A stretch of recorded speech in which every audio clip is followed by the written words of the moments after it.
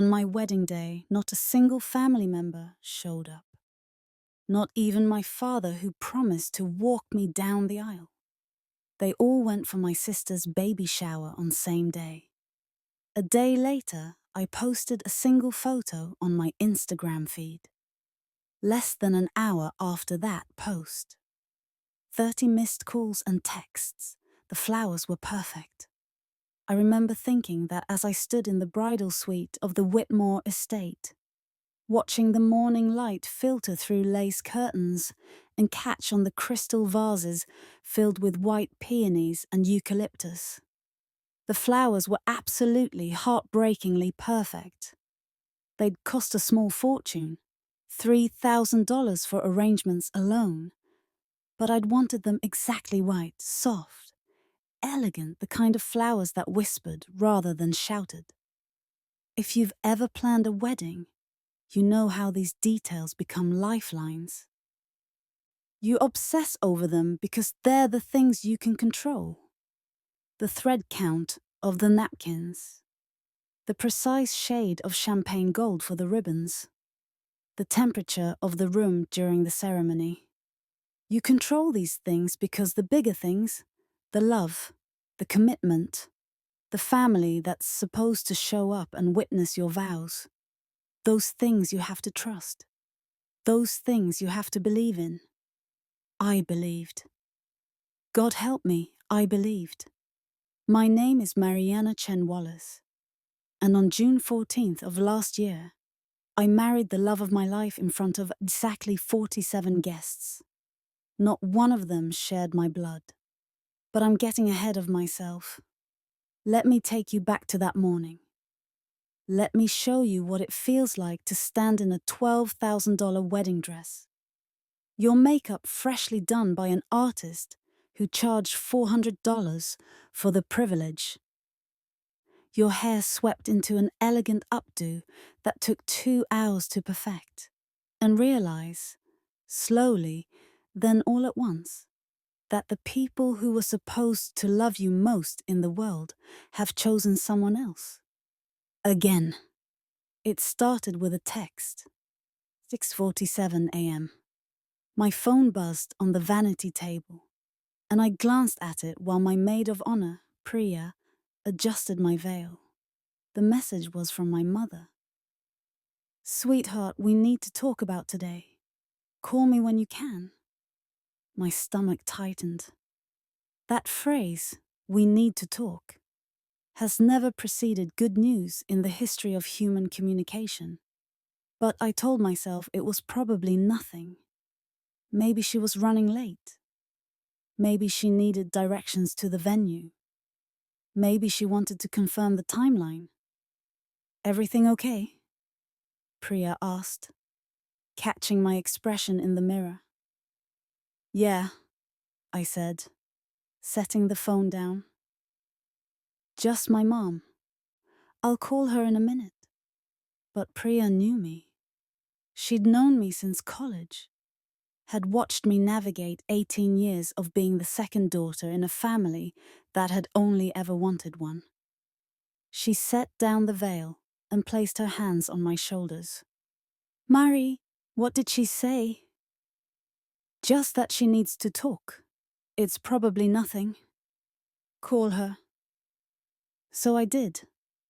My mother picked up on the second ring, and I could hear noise in the background. Laughter, music, the kind of ambient sound that indicated a gathering of people. "Mom, it's me. What's going on?" "Mariana, honey." Her voice had that particular quality to it. The one she used when she was about to deliver news she knew I wouldn't like, but had already decided was reasonable. "We're at your sister's house." "Okay," I said slowly. "What's wrong? Is everyone all right? You're still coming, right?" "The ceremony is at 4. A pause. In that pause, I heard everything. I heard 28 years of being overlooked, of being the responsible one, the quiet one, the one who never made waves, because Natalie made enough waves for both of us. I heard every birthday party that got overshadowed by Natalie's accomplishments. Every graduation where the conversation somehow turned to what Natalie was doing. Every holiday where I cooked and cleaned while Natalie held court. Honey, Natalie's baby shower is today. I laughed. I actually laughed because surely this was a joke. It had to be a joke. Mom, you know when my wedding is? We sent save the dates a year ago. Invitations went out 4 months ago. We've talked about this dozens of times. I know, sweetheart, I know. But Natalie's friends organized a surprise shower for her, and she's just so emotional right now with the pregnancy hormones. You know how she gets, and she really wants everyone here. She was crying, Murray. You know I can't stand to see her cry. The room tilted. Or maybe I tilted. Priya grabbed my arm. Mum, I said, my voice surprisingly steady. Are you telling me you're not coming to my wedding? It's not that we don't want to be there. We do, but Natalie needs us. And honey, you understand, don't you? You're the strong one. You've always been the strong one. And frankly, you and Daniel can have another ceremony. Maybe next month when things settle down. But Natalie is only going to be pregnant for the first time once. This is a special moment for her. A special moment. My wedding was not a special moment. Mum, I've spent over 40,000 on this wedding. Daniel's family flew in from Vancouver. Our friends took time off work. We have caterers, photographers, a string quartet. We're getting married in 7 hours. Well, you should have thought about that before scheduling it on a day when your sister might need support. You know she's been trying to get pregnant for years. And there it was. The knife, sliding in so smoothly, I almost didn't feel it at first. The implication that hung in the air like smoke. My wedding was an inconvenience. My happiness was secondary. My life, the life I'd built carefully and deliberately, away from the constant drama of my family, was less important than Natalie's tears over a baby shower that could have been held literally any other day. Who else is there? I asked. Well, Dad is here, and Uncle Robert and Aunt Mina, your cousins, Grandma Chen. And everyone really wanted to be here for Natalie. Everyone. Everyone was at Natalie's surprise baby shower. On my wedding day, Dad promised to walk me down the aisle. I whispered, honey, I'm sure you can find someone else. Maybe Daniel's father. Or you could walk alone. You're so independent, you know. You've always been independent. Independent. As if being forced to rely only on yourself was a character trait rather than a survival mechanism. I have to go, I yelled. Murray, don't be like this. Don't make this into a bigger thing than it needs to be. You know how sensitive Natalie is. She'd be devastated if she thought she ruined your wedding. She didn't ruin my wedding, Mom. You did. I hung up. Priya was staring at me, her face a mixture of horror and rage. They're not coming. No one is coming. Not one single person from my family. Murray, it's fine. I said it automatically. The words came out like they'd been programmed into me. It's fine. Everything is fine. I'm fine. I'm the strong one, remember?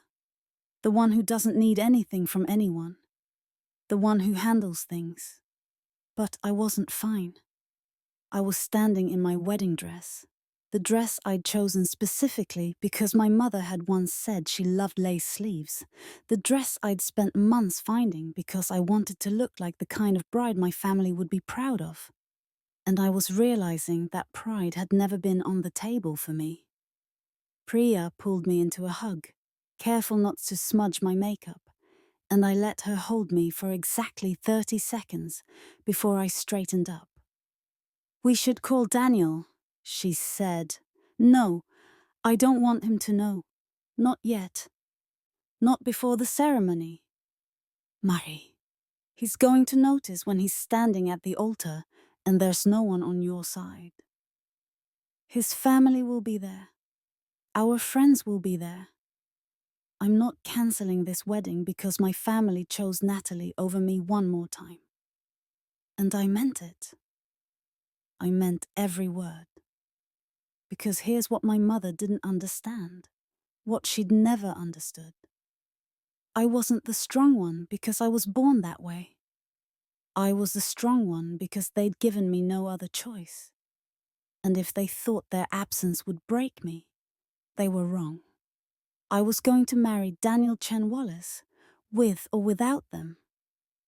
I was going to stand in front of the people who actually loved me, who actually showed up. And I was going to make vows that I intended to keep. I was going to dance and laugh and celebrate, because my happiness was not contingent on their approval. But first, I let myself feel it. I let the pain wash over me in waves, each one bringing with it a memory. My 5th birthday, when they'd combined it with Natalie's 8th, because it's easier for everyone. My high school graduation, when my dad spent the entire ceremony on the phone with Natalie, who was having boyfriend drama. My college acceptance to Columbia, which got overshadowed by Natalie's announcement that she'd gotten a callback for a soap opera audition. Every single moment where I should have been seen, celebrated, loved, erased by Natalie's shine. I'd thought my wedding would be different. I'd thought that surely, finally, this one day would be mine. I was wrong. At 3:45 p.m., I stood in the bridal suite with Priya, ready to walk down the aisle. Through the window, I could see the garden where white chairs were arranged in perfect rows, where my friends and Daniel's family sat waiting, where Daniel stood at the end of a petal-strewn path, looking simultaneously nervous and overjoyed. "Who's going to walk you?" Priya asked softly. I'd thought about this for hours. Daniel's father had offered immediately when he'd heard. Daniel had figured out something was wrong and I'd had to tell him. Mr. Wallace had hugged me so tight I'd almost cried, and he'd said he'd be honored to walk me down the aisle. But something about it felt wrong. Like I was borrowing someone else's father because mine couldn't be bothered. "I'm walking myself," I said. "Are you sure?" "Yes.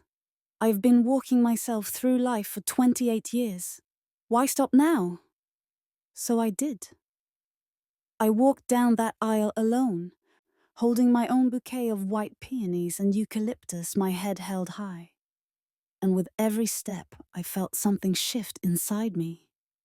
Something that had been cracked for years finally broke clean through, and in its place, something stronger began to form. The ceremony was beautiful. Daniel cried when he saw me. I cried when I saw him crying. Our friends cheered. His parents beamed. The officiant spoke about love and commitment and choosing each other every single day. And when Daniel and I exchanged rings, when we said "I do," when we kissed as husband and wife, I felt joy, real, genuine joy that existed alongside the grief. That's what they don't tell you about complicated families. You can feel both. You can be blissfully happy in your marriage while simultaneously mourning the family that should have been there to witness it. You can dance at your reception and laugh with your friends while carrying the weight of empty chairs in your heart. We danced, we ate, we celebrated. Daniel's family embraced me fully, completely, without reservation. His mother held my face in her hands at one point and said, "You are our daughter now, and we are so proud of you." I cried then too, but they were different tears. The night ended with sparklers and champagne, with Daniel sweeping me onto the dance floor one last time, with our friends surrounding us with love so palpable, it almost made up for what was missing. Almost. That night, in our hotel suite, Daniel held me while I finally let myself fall apart. The sobs came from somewhere deep, somewhere I'd kept locked away for years. He didn't try to fix it. He didn't tell me it would be okay, or that they didn't deserve me or any of the platitudes people offer when they don't know what else to say. He just held me and let me grieve. "I keep thinking about what my mum said," I whispered. "That I should have scheduled my wedding for a different day. Like I should have known that something might come up for Natalie. Like my life needs to revolve around avoiding any possibility of inconveniencing her." "Your mother is wrong," Daniel said. "You know that, right?" Knowing it and feeling it are different things.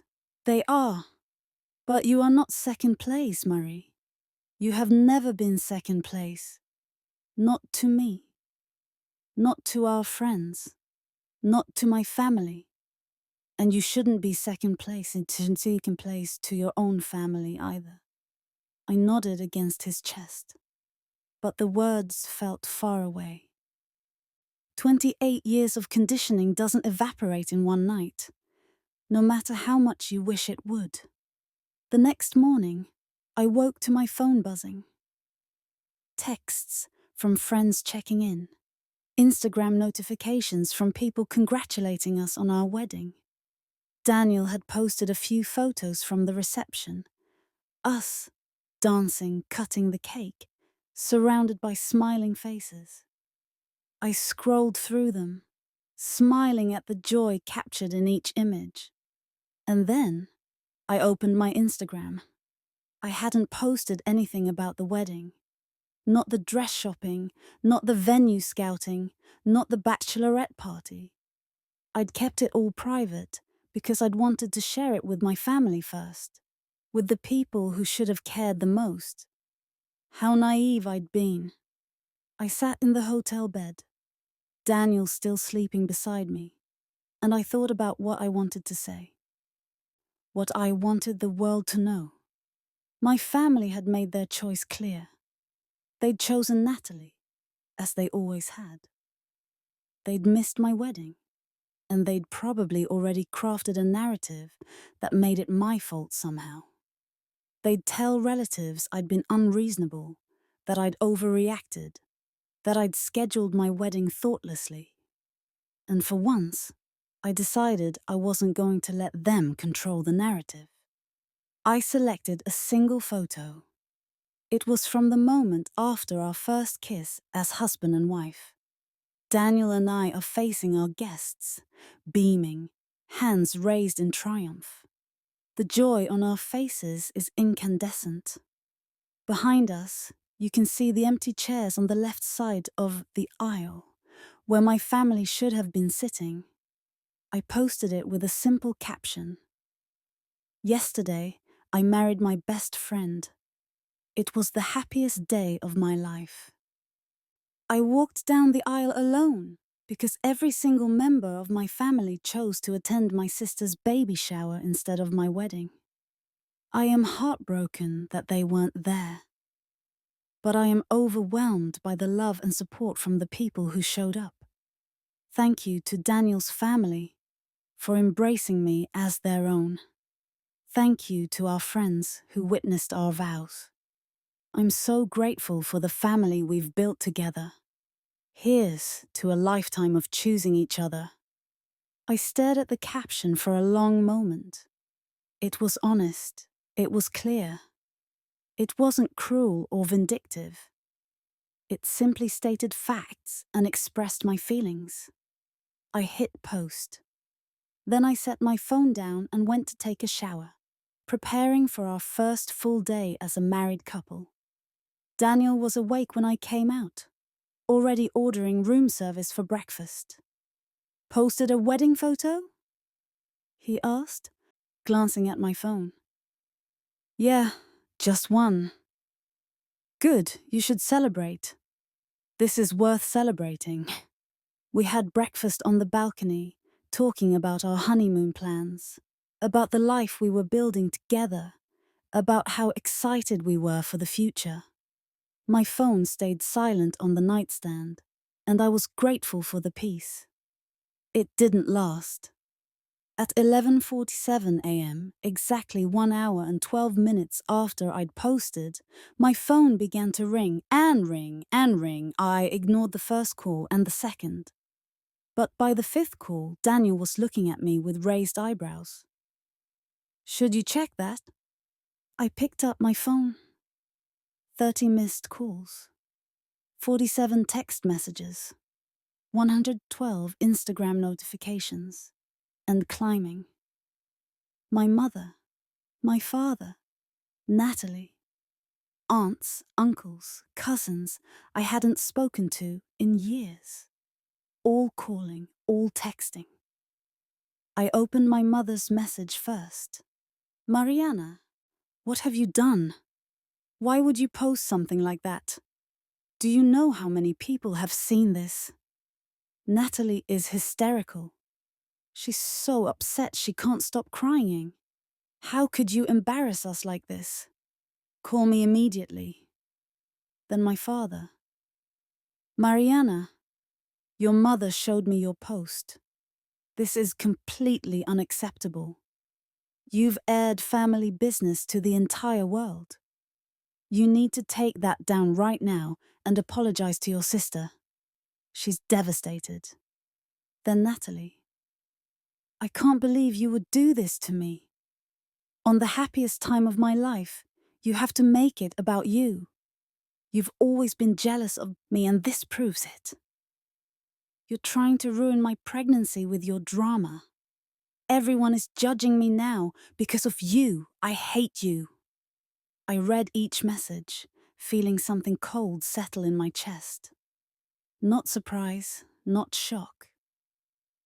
Just a resigned recognition of who they were and who they'd always been. Daniel was reading over my shoulder, his face darkening with each message. "They're blaming you," he said, disbelief coloring his voice. "They missed your wedding, and they're blaming you." "Of course they are," I said quietly. In their minds, the problem isn't that they chose Natalie over me. The problem is that I told people about it. My phone continued to ring, and something in me finally, irrevocably shifted. They wanted me to take the post down. They wanted me to apologize. They wanted me to protect their image, to maintain the fiction that we were a normal, loving family. They wanted me to be the strong one, the quiet one, the one who swallowed her pain so they wouldn't have to feel uncomfortable. But I was done swallowing my pain. I was done being invisible. I was done choosing them over myself. What happened next would change everything. It would expose truths that had been buried for decades. It would reveal secrets that my family had desperately tried to keep hidden. And it would finally give me the freedom I'd been searching for my entire life. But that morning, sitting on the balcony of my honeymoon suite, I didn't know any of that yet. All I knew was that I wasn't taking the post down. Not now, not ever. The thing about silence is that it speaks louder than any words ever could. I learned this at 7 years old, sitting at the dinner table while my parents praised Natalie for her solo in the school choir. I'd gotten straight A's on my report card that day, a feat that had taken months of early mornings and late nights. But the report card sat untouched on the counter while they discussed Natalie's vocal range. I'd said nothing. At 12, when Natalie announced she was trying out for cheerleading and needed money for uniforms and camps, I'd quietly set aside the savings I'd been collecting for a telescope. When my father asked where the money for Natalie's first competition came from, she'd shrugged and said she'd found it. I'd said nothing. At 17, when Natalie crashed my car, the used Honda I'd bought with 2 years of babysitting money, because she'd needed it for an emergency that turned out to be a concert, I'd said nothing. My parents replaced it with a newer model, for her. At 22, when Natalie announced her engagement to Marcus at my college graduation party, timing it so she became the center of attention during my celebration, I'd said nothing. For 28 years, my silence had been my gift to them. I'd swallowed my needs, my wants, my hurt, and I'd done it so quietly they'd forgotten I was capable of making sound at all. But silence, when broken, is deafening. The first 24 hours after my post were a masterclass in family dysfunction. I didn't respond to a single call, not one text. I didn't take the post down. I didn't apologize. I simply existed. Daniel and I had breakfast, then lunch, then dinner. We walked along the beach near our hotel. We talked about everything except my phone, which continued to vibrate with increasing desperation. By evening, my mother had left 17 voicemails. I listened to each one, not because I wanted to, but because I needed to hear the progression, the evolution of her narrative. Mariana, call me back immediately. 10:03 a.m. This is ridiculous. You're being childish. Take down that post. 10:47 a.m. Your sister hasn't stopped crying. She's so stressed. You know stress isn't good for the baby. 11:32 a.m. Your father is furious. He says he won't speak to you until you apologize. 12:15 p.m. Aunt Mina saw the post. Everyone is talking about this. You've humiliated us. 1:08 p.m. I can't believe I raised such an ungrateful daughter. After everything we've done for you. 2:45 p.m. Fine. If you won't answer, I'll come to your hotel. Where are you staying? 4:22 p.m. And finally, at 6:58 p.m. Mariana, please. Please, just take it down. I'm begging you. Don't you understand what you're doing to this family? I saved that last one. I saved it because I wanted to remember the sound of her voice when she finally realized she couldn't control this narrative. When she finally understood that my silence, my lifelong, accommodating, peacekeeping silence, was a choice, and I'd stopped choosing it. Daniel sat beside me on the bed as I listened, his hand on my knee, his presence an anchor in the storm. What are you going to do? He asked, when the last voicemail ended. Nothing. Nothing? Nothing. I said what I needed to say. The truth is out there. What they do with it is their business. He was quiet for a moment. Then, you know this won't end here. I know. And I did know. I knew my family well enough to understand that my refusal to engage, to explain, to apologize, would drive them to escalation. They needed me to react. They needed me to play my part in the dance we'd been doing for nearly 3 decades, the dance where they hurt me. I absorbed it quietly, and then I made everything okay so they didn't have to feel guilty. But I'd stopped dancing. The next morning, my post had been shared 2,847 times. I'd gained 12,000 followers overnight. The comments were overwhelming. Story after story from people who'd experienced similar family dynamics. People who'd been the overlooked child, the scapegoat, the one who was too sensitive or too dramatic when they asked for basic consideration. This happened to me too. My mother forgot my college graduation because my brother had a hangover and needed her. I'm the oldest of 4, and I've spent my whole life being told I don't need attention because I'm so capable. It's exhausting. Your family's loss is your freedom. You look radiantly happy with your husband. Congratulations. The fact that they're angry at you for telling the truth, instead of being angry at themselves for their actions, tells you everything you need to know. And then, buried in the comments, from an account I didn't recognize. I know your family. There's more to this story than even you know. Check your parents' business records.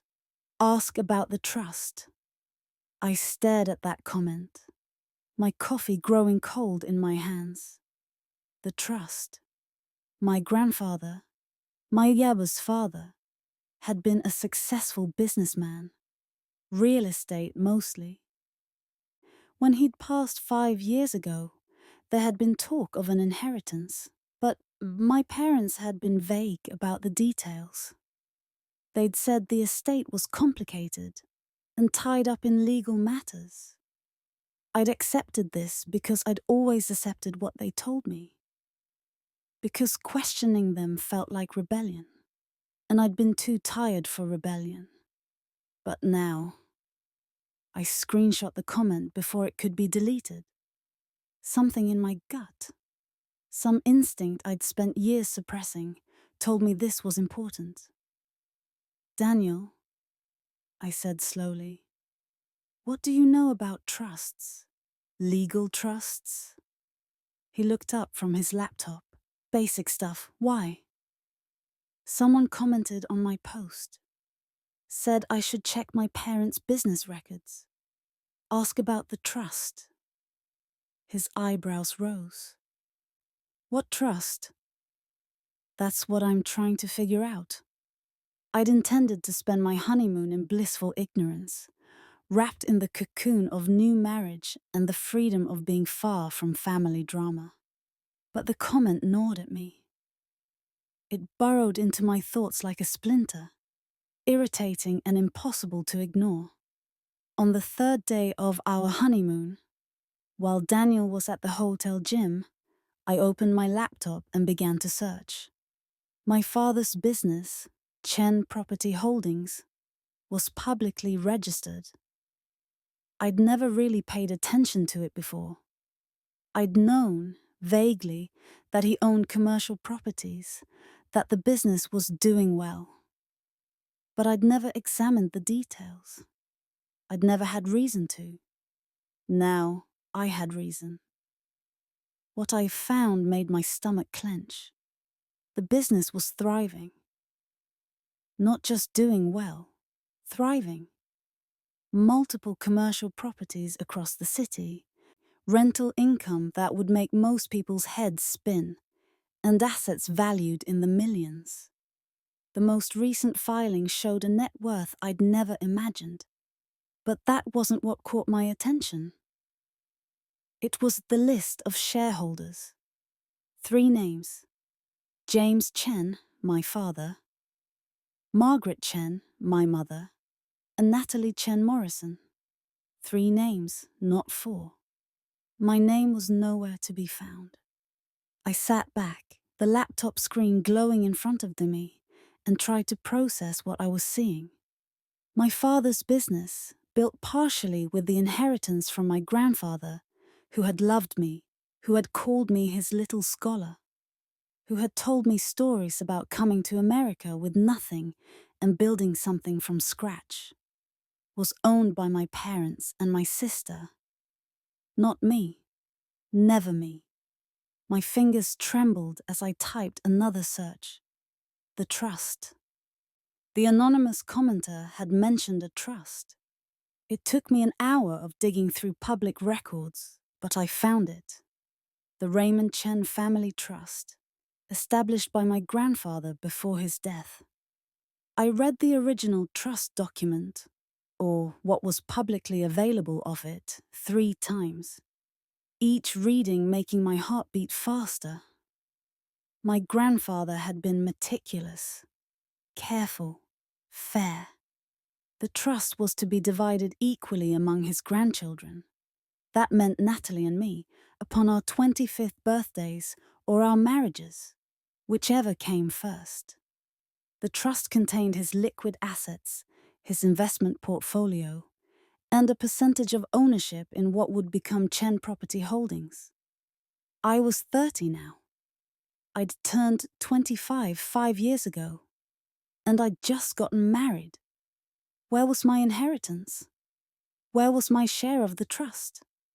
I thought back to 5 years ago, when Grandpa Raymond had died. The funeral had been somber, my parents handling all the arrangements. Afterwards, there had been a reading of the will at a lawyer's office. I remembered that day clearly. I'd been in my last year of graduate school, stressed and sleep-deprived. I'd asked my parents if I needed to attend. "No, sweetheart," my mother had said. "It's just legal formalities. Nothing that concerns you directly. We'll handle everything." I'd trusted them. I'd believed them. I'd been such a fool. When Daniel returned from the gym, he found me sitting in the same position, laptop open, face pale. "Murray, what's wrong?" I looked up at him, and something in my expression made him drop his gym bag and cross the room immediately. "I think my parents stole my inheritance." The words hung in the air, heavy and irreversible. "What?" I turned the laptop toward him and showed him what I'd found. The business records, the trust document, the conspicuous absence of my name from anything related to my grandfather's estate. Daniel read through everything twice, his face growing darker with each pass. "This is... Murray, this is fraud. If what you're saying is true, if your grandfather intended for you to receive half of the trust and your parents kept it from you, they gave it to Natalie," I said flatly. "All of it. They gave her my half too." "You need a lawyer." "I know. A good one." "I know." He knelt in front of me, taking my hands. "This is bigger than the wedding, isn't it? This is years of them systematically choosing her over you. And now we're finding out it wasn't just emotional favoritism. It was financial." I nodded, unable to speak past the lump in my throat. "What do you want to do?" What did I want to do?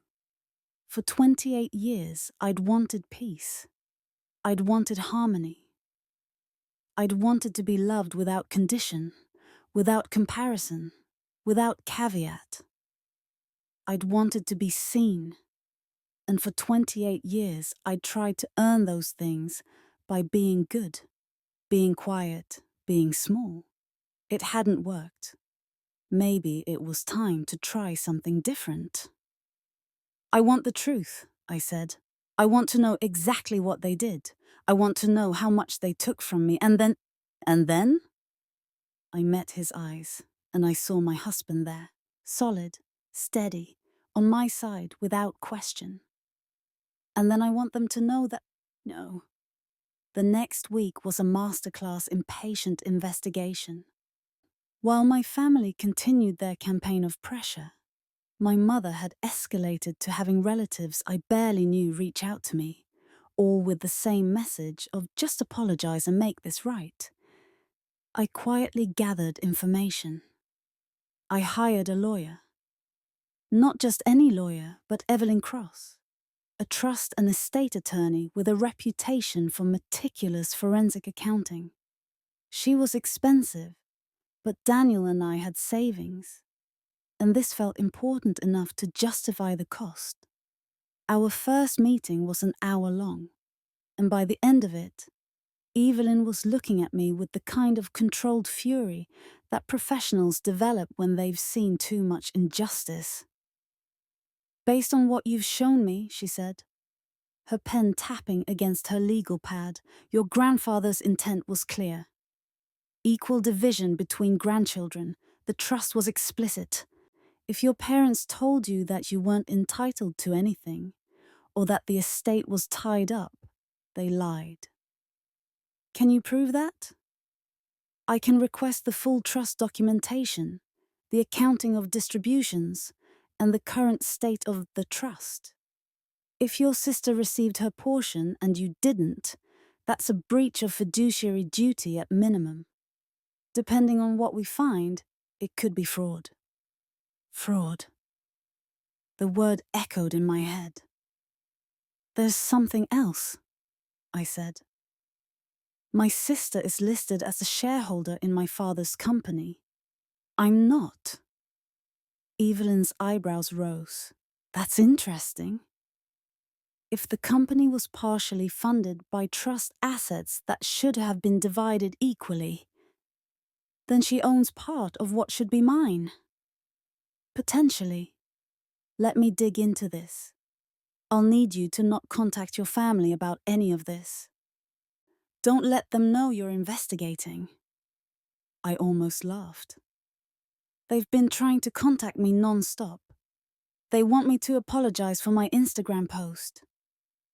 "Keep not responding. Your silence is actually the best strategy right now. If they think you're just upset about the wedding, they won't suspect you're uncovering their financial misconduct." My silence as a strategy. How fitting. Back at the hotel, I continued to not respond to my family's increasingly frantic attempts at contact. My mother had moved from angry to pleading. My father had broken his supposed vow of silence to send a text. "This has gone on long enough. Stop being dramatic and fix this." Natalie had taken to posting passive-aggressive stories on her own Instagram. Photos of her baby bump with captions like, "Protecting my peace and my baby from toxic negativity," and "Surrounding myself only with people who support me unconditionally." The irony was not lost on me. But it was my father's sister, Aunt Patricia, the one family member who had always seemed slightly removed from the Chen family dynamics, who finally broke through my wall of silence. Her text was different from the others. "Mariana, I'm so sorry about your wedding. Your grandfather would have been heartbroken to know they did this to you. He loved you so much.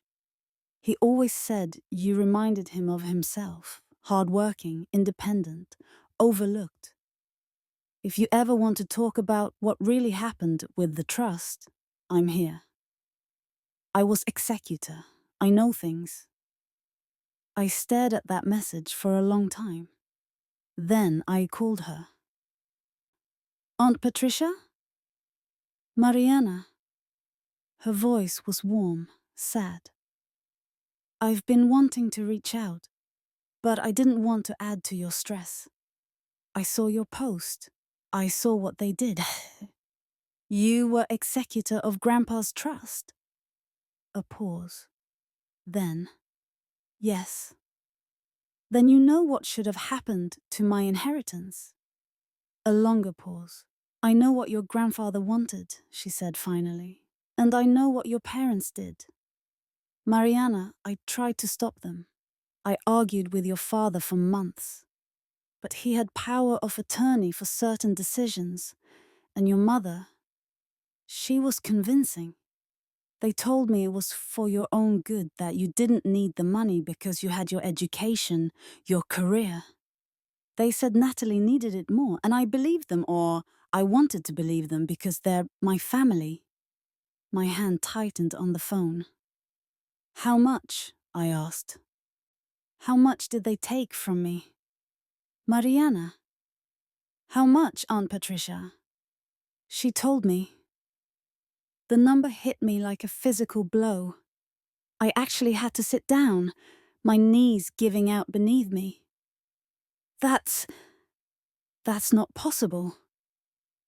Your grandfather was a very successful man, and he loved both his granddaughters equally. The trust was meant to set you both up for life. Instead, your parents gave it all to Natalie. They told her it was because she needed it more. They told her you'd already gotten your share through your education costs. My education costs that I mostly paid for myself with scholarships and loans. Yes, the rage that filled me was unlike anything I'd ever experienced. It wasn't hot and explosive. It was cold and crystalline, sharp as broken glass. Aunt Patricia, I need you to do something for me. Anything. I need you to write down everything you know. Every conversation, every document you saw, every decision that was made. I need dates, amounts, everything. You're going to fight them. No, I said quietly. I'm going to get what's mine. There's a difference. After I hung up, I sat in the growing darkness of the hotel room, watching the sun set over the ocean. Daniel found me there an hour later, still sitting, still processing. What happened? He asked, settling beside me. My grandfather left me over $2 million, I said. My parents gave it all to Natalie, every cent. They told her I'd already received my share through my education that I paid for myself. They stole from me, Daniel. My own parents stole my inheritance and gave it to my sister Tsand, and they've been living off the profits ever since. Daniel was quiet for a long moment. Then, what do you need me to do? I need you to stand with me. Always. This is going to get ugly. I know. They're going to paint me as the villain, the greedy daughter who sued her own family. Let them. Are you sure? Your family will be dragged into this, too.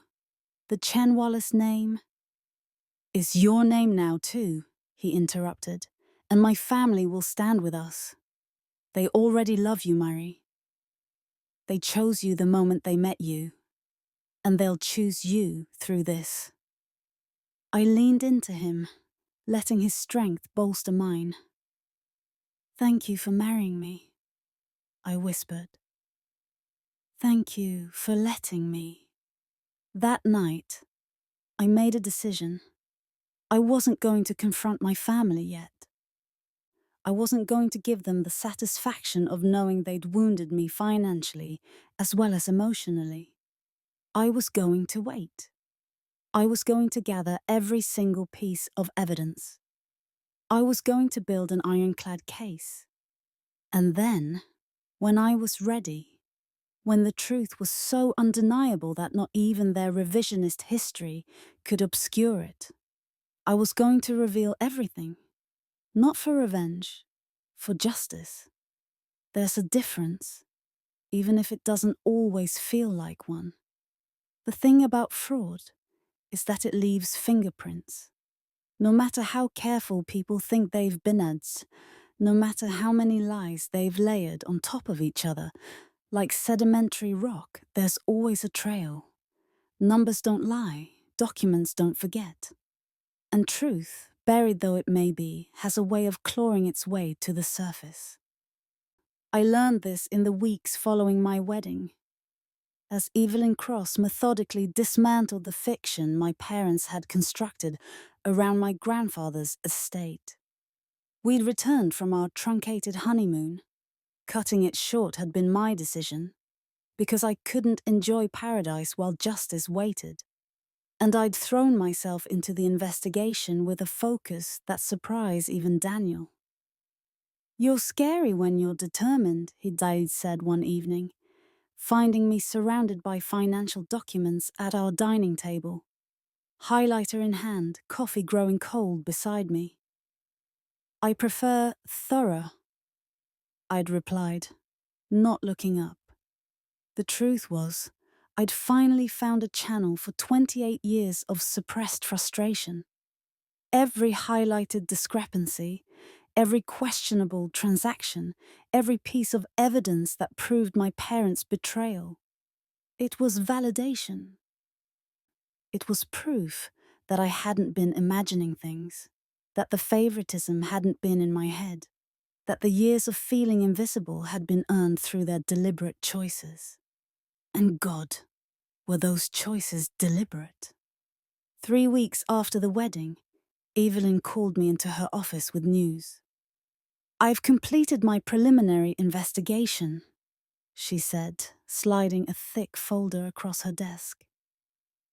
"It's worse than we thought."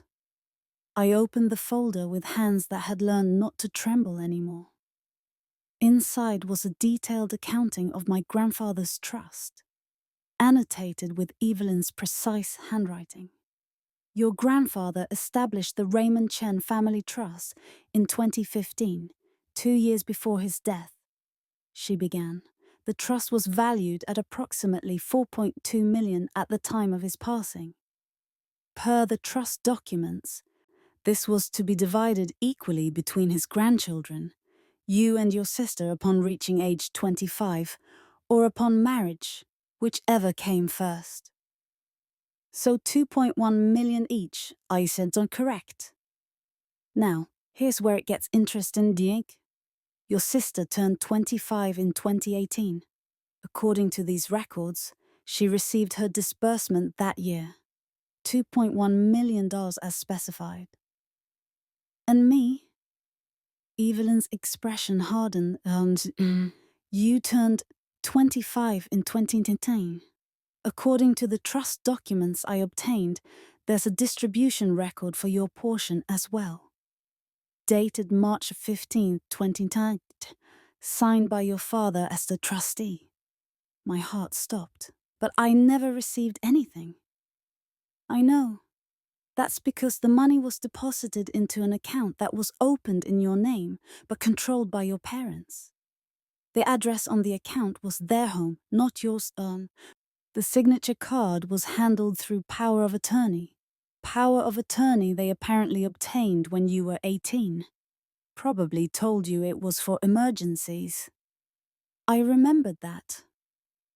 I remembered being 18, heading off to college. My parents saying they needed power of attorney just in case something happened to me. I'd signed without question. "They stole it," I said flatly. "Legally, it's more complicated than that. They used legitimate channels, the power of attorney, the trust provisions. But the intent was clearly to defraud you of your inheritance. The money sat in that account for approximately 6 months before being transferred." "Transferred where?" Evelyn's smile was grim. "To Chen Property Holdings, your father's company. The same company that, coincidentally, acquired 3 new properties in late 2019 and early 2020. My money, my inheritance, used to expand my father's business. A business I had no stake in. A business that listed Natalie as a shareholder. And Natalie? Your sister received an additional $200,000 from your portion as a gift around the same time.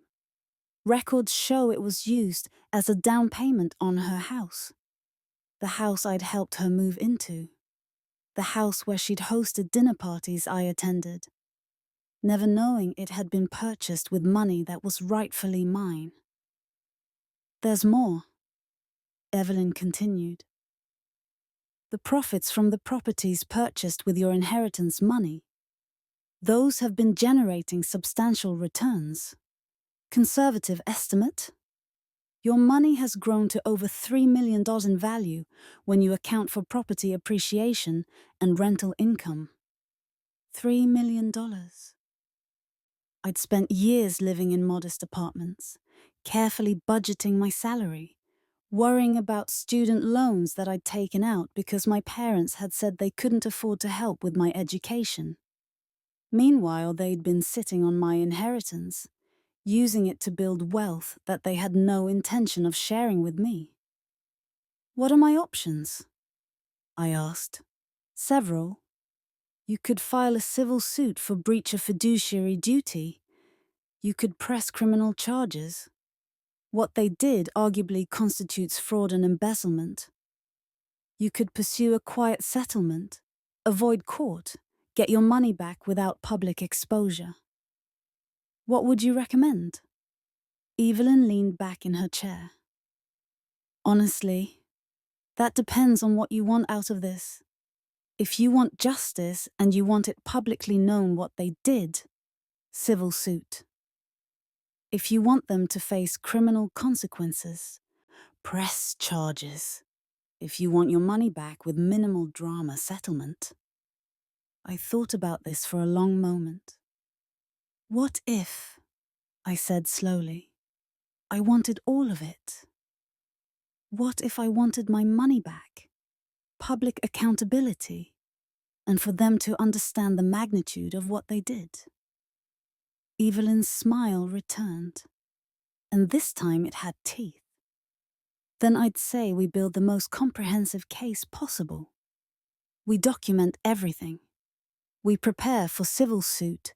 We notify them of our intent to pursue criminal charges if they don't comply. And we make sure that every single person who matters knows exactly what they did. Let's do that.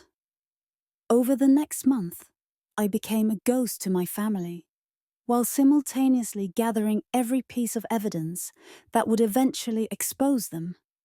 My mother's calls had tapered off from multiple times daily to once every few days, each voicemail becoming more resigned. Mariana, I don't understand why you're doing this. Your father is so hurt. Natalie cries every day. Don't you care about your family at all? The irony of that question could have powered a city. My father had resorted to sending emails, long rambling messages about family loyalty, about how disappointed my grandfather would be in my behavior, about how I was tearing the family apart. Your grandfather built his success on family values, he wrote. He would be ashamed to see you holding on to this petty grudge over a missed wedding. You're an adult, Mariana. Act like one. I saved every message, every voicemail, every email. They were all evidence of their continued denial, their refusal to take accountability, their insistence on painting me as the problem. Meanwhile, Natalie had weaponized her pregnancy. Murray, I'm just so worried about the stress this is causing, she'd written in a rare direct message. My doctor says stress can affect the baby. Don't you want to be an aunt? Don't you want to be part of your niece or nephew's life? All you have to do is apologize and delete that post. It's so simple. Why are you making this so hard? Simple. As if erasing the truth would erase the wound. Aunt Patricia became my silent ally. We spoke every week, always in secret. She'd provided Evelyn with a sworn statement, detailing everything she'd witnessed as executor. The conversations where my parents had justified their theft, the documents they'd had her sign, the assurances they'd given that I didn't need the money. Your grandfather would have never wanted this, she told me during one of our calls. So he left specific instructions because he knew that your parents favored Natalie. He tried to protect you, even from beyond the grave, and they circumvented his wishes. Why didn't you stop them? A long pause. I should have. I've spent years feeling guilty about that. But they were so convincing, Mariana. They said you were doing well on your own, that you'd made it clear you didn't want family help, that you were independent and proud. They said giving you the money would be insulting to your self-sufficiency. My self-sufficiency. The survival mechanism they'd forced me to develop, now used as justification for robbing me. And Natalie? She doesn't know. Or if she does, she's convinced herself their version is true. She genuinely believes she received her fair share and you received yours through your education. Your parents told her they'd paid for your college, your graduate school, everything. She thinks you're the one who got the better deal. The layers of deception were staggering. Daniel's family, true to his word, stood firmly in my corner. His mother, Eleanor, had invited me over for tea, alone, without Daniel, shortly after we'd returned from our honeymoon. I want to hear everything, she'd said, setting down a pot of Earl Grey and a plate of shortbread. Not because I'm nosy, but because you're my daughter now and mothers protect their daughters. I'd told her everything. The wedding abandonment, the Instagram post, the inheritance theft, all of it. She'd listened without interruption, her expression growing more horrified with each revelation. When I'd finished, she'd taken my hands in hers. Mariana, what your parents did is unconscionable. Not just the money, though that's criminal, but the systematic favoritism, the dismissal of your worth, the erasure of your needs. A parent's job is to make each child feel valued, unique, loved. They failed you spectacularly. I'd teared up at that, at being seen so clearly by someone who hadn't known me my whole life, but understood immediately what had been done to me. What do you need from us? She'd asked. Just support. This is going to get ugly, and they're going to try to paint me as the villain. Let them try. We know who you are. We know your character. And we will defend you to anyone who questions it. True to her word, Eleanor had begun quietly spreading the truth among her social circles. Nothing salacious or gossipy, just factual. Her daughter-in-law's family had chosen not to attend the wedding. And now there were questions about financial impropriety. She was planting seeds of credibility that would matter later. 2 months after the wedding, Evelyn and I were ready to make our move. The case was airtight. We had trust documents, bank statements, property records, transaction histories, sworn statements from Aunt Patricia, and a paper trail so clear it could be read from space. We had records of my student loans that proved I'd paid for my own education, and tax returns showing my parents had never claimed education expenses for me. We had everything. What's the first step? I asked. We send them a formal demand letter. We outline what we know, what we can prove, and what we're requesting. We give them 30 days to respond. If they don't comply or don't respond, we file suit. And if they try to settle? That's your call. But given what you've told me about their behavior so far, I doubt they'll go quietly. They still don't know you know about the money. They think you're just upset about the wedding. Send the letter. The letter was sent on a Thursday. I know this because I marked it on my calendar. I wanted to remember the exact day I'd stopped being silent about their betrayal. Friday passed with no response. Saturday, my mother called 5 times. I didn't answer. Sunday, my father sent an email. Mariana, we received a disturbing letter from a lawyer claiming you're suing us over your grandfather's trust. I don't know what lies you've been told or what you think you know, but this is absolutely unacceptable. We need to talk about this as a family. Your grandfather wanted family unity, not lawsuits. Call me immediately. Family unity. As if they hadn't destroyed that when they stole my birthright. I forwarded the email to Evelyn with 2 words, no response. Monday brought a surprise. Natalie, not my parents, reached out. Her message was different from her usual passive-aggressive fare. Murray, what's going on? Mum and Dad are freaking out about some lawsuit over Grandpa's trust. They said you're claiming you never got your inheritance. That doesn't make sense. They told me you got yours through your education costs, way more than me, actually. They said they paid for Columbia and your master's degree. Are you saying that's not true? I stared at her message for a long time. Natalie genuinely didn't know. She'd been lied to as thoroughly as I had, just in a different direction. My parents had told her I'd received more than her, that my education had cost them a fortune, that they'd sacrificed to pay for my schooling while she'd gotten a smaller portion.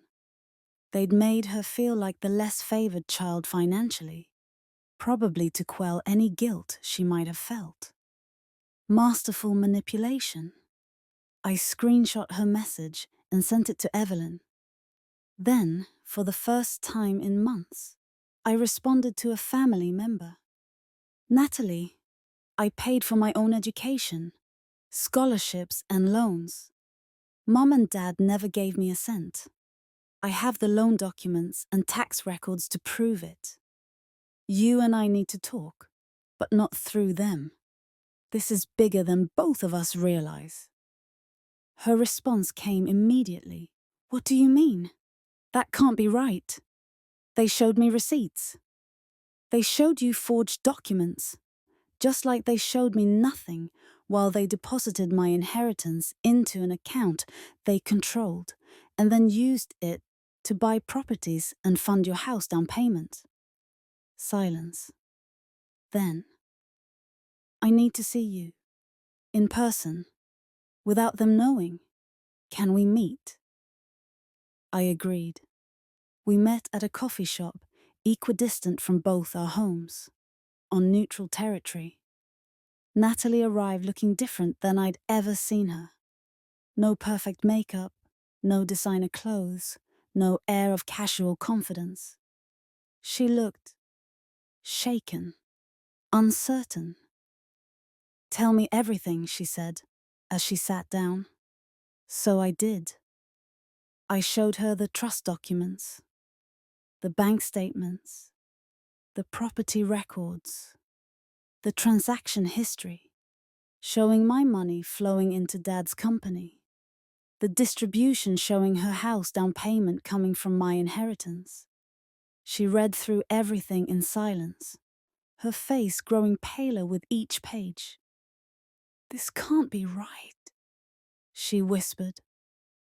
They wouldn't. They told me. They told you what they needed you to believe. They told me what they needed me to believe. We've both been played, Natalie. The difference is you benefited from their lies, and I suffered from them. She looked up at me, and I saw tears in her eyes. I didn't know, Murray. I swear I didn't know. They told me you'd gotten more, that you were set up better than me, that I needed the help more because I wasn't as self-sufficient as you. They made me feel like I was the one at a disadvantage. And when they convinced you to have your baby shower on my wedding day, she flinched. Mum said you wouldn't mind. She said you'd understand, that you were so independent you didn't really need them there, that you had Daniel's family and your friends. She said, Natalie, you're the one who needs support. Your sister has always been fine on her own. There it was. The manipulation laid bare. Our parents hadn't just stolen my money. They'd stolen my relationship with my sister. They'd crafted narratives that kept us divided, that made Natalie feel justified in being prioritized because she'd been told I didn't need anything. I'm not fine, I said quietly. I've never been fine. I just stopped asking for help because asking never worked. Natalie reached across the table and grabbed my hand. Murray, I am so sorry. For the wedding, for not seeing what they were doing, for believing them when they said you were okay. I'm sorry.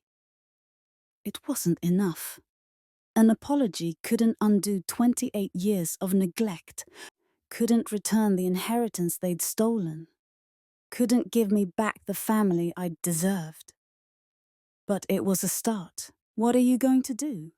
She asked. I'm going to get back what's mine, and then I'm going to make sure everyone knows the truth. Even if it destroys them? I thought about that question, really thought about it. They destroyed themselves when they chose greed over fairness. I'm just making sure the truth is told. Natalie was quiet for a long moment. Then, what do you need from me? Your statement. Your confirmation of what they told you versus what was true. Your willingness to stand witness to their lies. That means testifying against our parents. Yes. She took a deep breath. They made me complicit in stealing from you. They used my house, my success, to fund their favoritism, Sam. And they missed your wedding. Our wedding was supposed to be mine someday. And they made me an excuse to miss yours. Yes. Then yes, whatever you need. I'll give my statement. For the first time in months, I felt something loosen in my chest. Maybe, just maybe, I wasn't just going to get justice. Maybe I was going to get my sister back too. The silence broke on a Tuesday. Not with a phone call or an email, but with my parents appearing unannounced at my apartment. I came home from work to find them standing in the lobby, my mother clutching her purse like a life preserver. My father's face set in that particular expression he wore when he was about to deliver a lecture he'd rehearsed. We need to talk, he said when I walked in. I looked at them, really looked at them, and felt remarkably calm. The anxiety that usually accompanied their presence, the desperate need to please them, the instinctive urge to smooth things over, all of it was notably absent. I have nothing to say to you, I replied. Mariana. My mother's voice carried that wounded quality she'd perfected over the years. We're your parents. You can't just cut us off. Actually, I can. My father stepped forward. This has gone far enough. This lawsuit nonsense, these accusations. You're tearing this family apart over money. No, I said quietly. You tore this family apart when you stole my inheritance and gave it to Natalie. When you used my grandfather's love for me as fuel for your favoritism. When you made my entire life secondary to my sister's. We didn't steal anything, my mother interjected. Everything was done legally. You, father, handled the trust as was his right as trustee. Handling a trust doesn't mean you get to redirect my portion to yourselves. Handling a trust means you follow the grantor's wishes, which were explicitly to divide the assets equally. You violated those wishes. You violated your fiduciary duty. You violated my trust. My father's face reddened. You don't understand the complexities of estate management. Your mother and I made decisions that were in the best interest of the entire family. The best interest? You gave Natalie her share plus mine. You used my money to buy properties that are listed in her name and yours, not mine. You told her I'd received more than her through education costs you never paid. That's not best interest, that's fraud. How dare you? My father started. How dare I? How dare I finally speak up after 28 years of being invisible? How dare I demand what was legally and ethically mine? How dare I refuse to be your silent, convenient, low-maintenance daughter who never asks for anything? My mother was crying now, her trademark manipulation tactic. You're breaking my heart, she sobbed. After everything we did for you, everything you did for me? The laugh that escaped me was sharp, bitter. Name one thing, one significant sacrifice you made for me specifically, not for the family, not for Natalie, but for me. Silence. I nodded. That's what I thought. But let me help you remember. You combined my 5th birthday with Natalie's 8th because it was easier. You spent my high school graduation on the phone with Natalie about her boyfriend drama. You announced Natalie's engagement at my graduation party. You told me you couldn't afford to help with my education. Education I paid for myself, while you secretly sat on $2 million that was mine. We had expenses, my father started. $3 million expenses. Because that's what the properties you bought with my money are worth now. The properties that you and Natalie own and profit from. His mouth snapped shut. And the wedding, I continued, my voice steady, despite the emotion roiling beneath. You could have come for even an hour. The ceremony was 40 minutes long. But you chose to stay at a baby shower. Both of you. All of my relatives. You chose to miss me in a white dress walking down the aisle alone because Natalie was having a moment. She was upset. My mother tried. She's always upset. Natalie has been having moments for her entire life, and I've spent mine accommodating them. And you know what? That was my choice. I chose to be understanding. I chose to be flexible. I chose to not make waves. But stealing my inheritance, missing my wedding, those were your choices. And now I'm making new choices. My father's expression had shifted from anger to something more calculated. What do you want, Mariana? Money? Is that what this is about? We can discuss a settlement. No. What I want is what my grandfather intended me to have, all of it. The full value of my inheritance, plus the profits it's generated over the years. The $200,000 that was used for Natalie's house, she can deal with that herself. And my share of Chem property holdings, which was purchased partially with my funds. That's millions of dollars. Yes, millions of my dollars.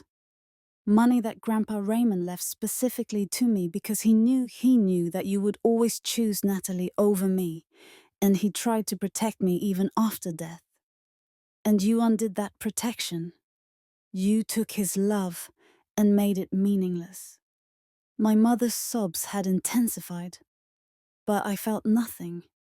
No guilt, no urge to comfort, no need to backtrack. We can't pay that, my father said flatly. We don't have that kind of liquidity. Then you'll need to sell properties, or take out loans against them, or liquidate assets. That's your problem to solve, not mine. You would destroy us over money? You destroyed our family over money first. I'm just making sure the destruction is equitable." The words hung in the air, heavy and final. My mother looked up, her mascara streaking. What about family? What about forgiveness? What about moving past this? I knelt down so I was eye level with her. What about accountability? What about acknowledgement? What about the simple act of saying we were wrong and we're sorry?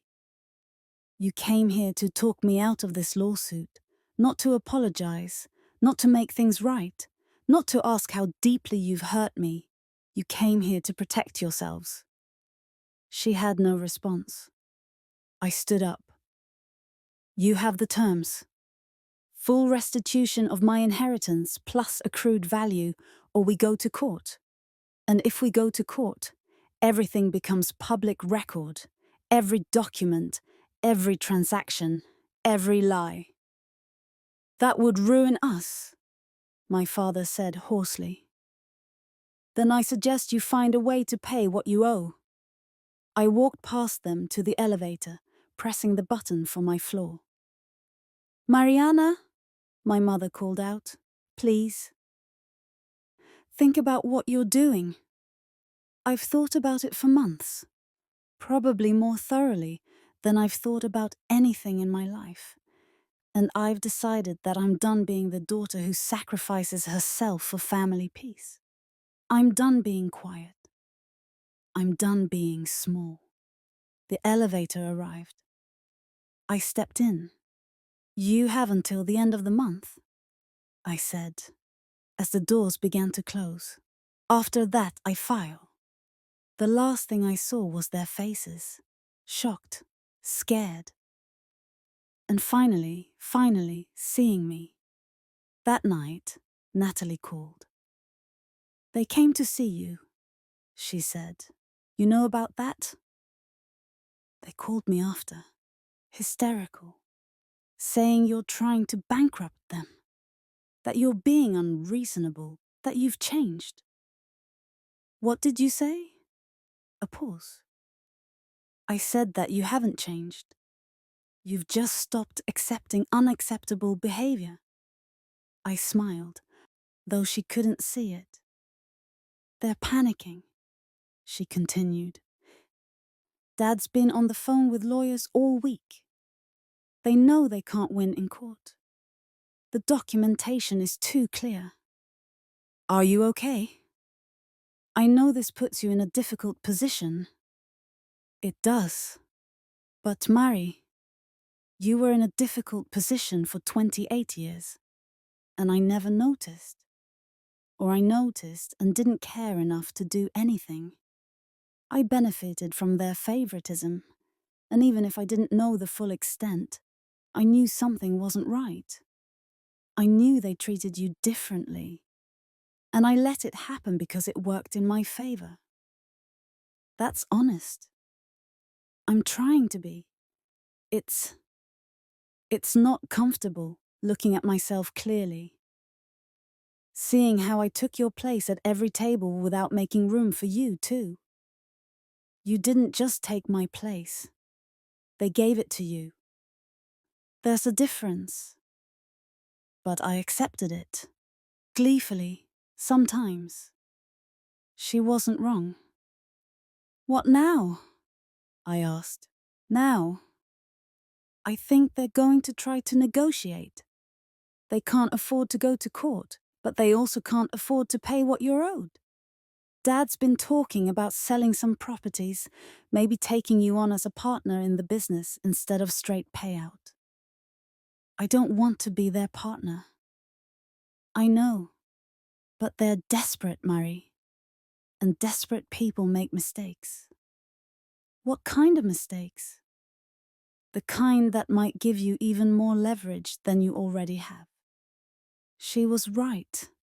2 days later, I received a document from my father. It was a settlement offer, typed up by his attorney, formal and legal. The offer was insultingly low.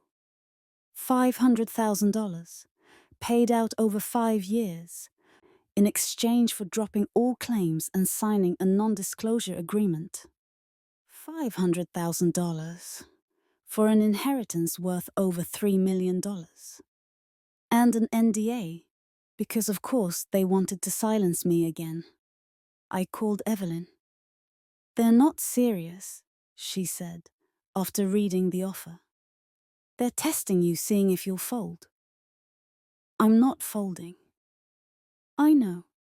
So here's what we do. We counter-offer with our original demand, full restitution, and we add a deadline. They have 2 weeks to accept, or we file and request a forensic audit of all their finances for the past decade." "A forensic audit?" "Mm-hmm. Which would uncover every transaction, every questionable decision, every potential tax implication of what they did. If they're smart, they'll realize that going to court doesn't just risk public embarrassment, it risks criminal charges." "Do it!" The counter-offer was sent. My father called 3 times that day. I didn't answer. My mother sent an email. "Mariana, this is extortion. You're extorting your own family. Your grandfather would be ashamed of what you've become." I deleted it. Natalie texted, "Dad is losing it. He's threatening to cut me out of the business if I don't side with them fully. He found out that I met with you. What are you going to do?" "Stand by my statement. They made me complicit in theft. I won't be complicit in covering it up." The 2-week deadline arrived. I was at work when Evelyn called. "They've accepted," she said. "What?"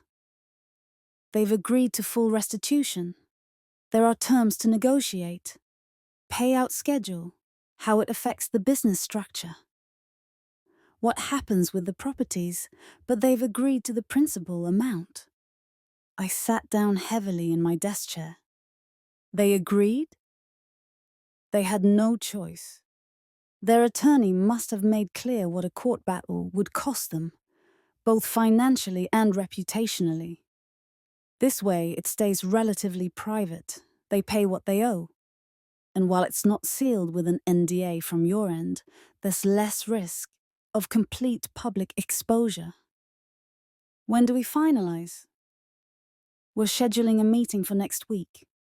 All parties present." All parties. I was going to sit across the table from my parents with lawyers on both sides and watch them sign documents returning what they'd stolen. It should have felt like victory. Instead, it felt like loss. That night, Daniel held me while I processed. "You got what you wanted," he said gently. "Why don't you seem happy?" "Because what I really wanted was parents who loved me equally. Money was just the proof that they never did." "I know. Getting the money back doesn't fix that. It doesn't give me back the childhood I should have had, or the relationship I should have had with my sister, or the self-worth that was systematically dismantled. No, it doesn't. But it gives you resources, freedom, the ability to build whatever life you want without the shadow of what they took hanging over you." "And what about them? They're going to have to sell properties, restructure their business. Dad might have to retire earlier than planned. That's the consequence of their choices, not yours." "I know, but I still feel guilty." Daniel shifted so he could look at me directly. "Murray, you need to hear this. You are not responsible for the consequences they brought upon themselves. They chose to steal from you. They chose to favor Natalie. They chose to miss your wedding. Every single thing that happens to them now is a result of choices they made, not vindictiveness on your part. I could walk away. Let it go." "You could. Is that what you want?" I thought about it, really, truly thought about it. "No, I said finally. Because letting it go means telling myself that what they did was okay. It wasn't okay. And I refuse to absorb their wrongdoing into my body anymore. They can carry their own weight. Then that's your answer. The meeting was scheduled. The documents were prepared. The truth was about to be made official. But there was one more thing I needed to do first. One more piece of this puzzle that needed to be addressed. I needed to tell my story. The whole story. Publicly. Not for revenge, not for attention, but for closure.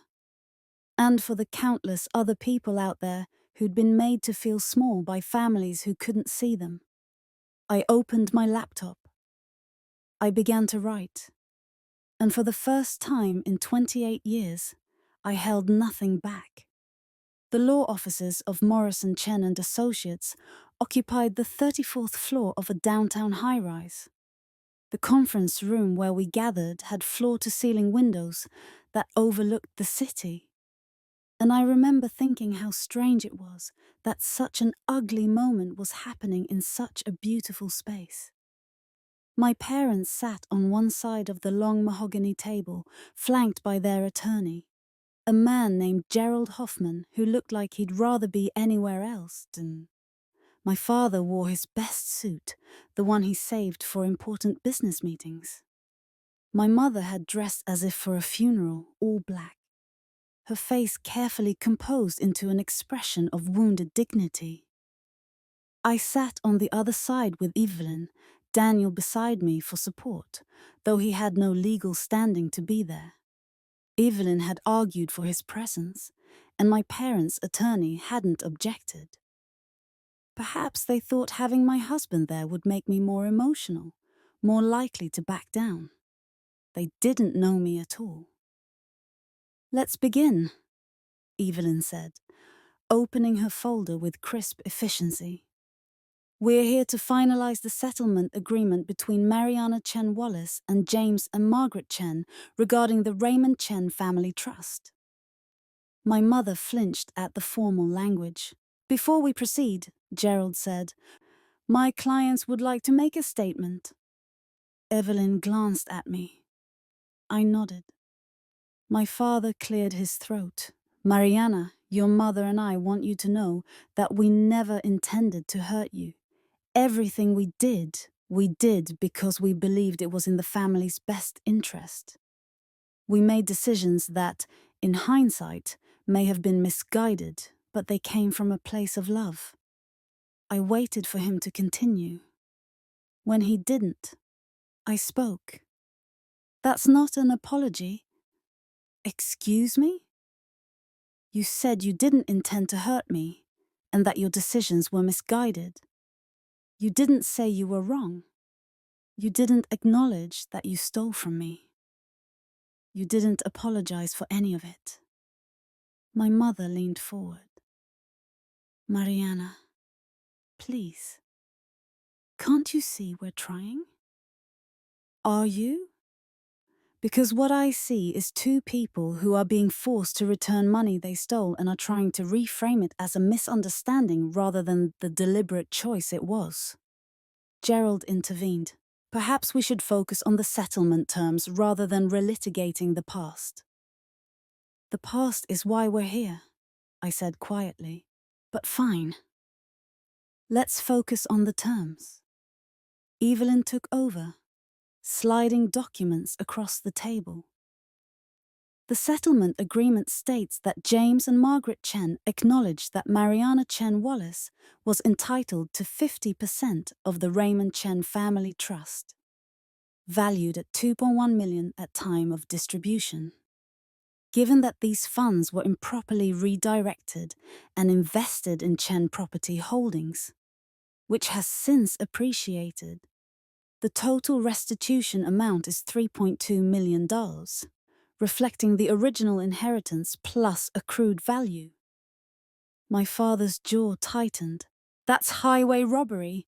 That's math," Evelyn replied coolly. "If you'd like, we can have our forensic accountant walk through the calculations again." He said nothing. The payment structure, Evelyn continued, will be as follows. $1.5 million paid within 60 days through liquidation of assets. The remaining $1.7 million paid in monthly installments over 3 years, secured against the remaining properties in Chen Property Holdings. That will bankrupt us, my mother whispered.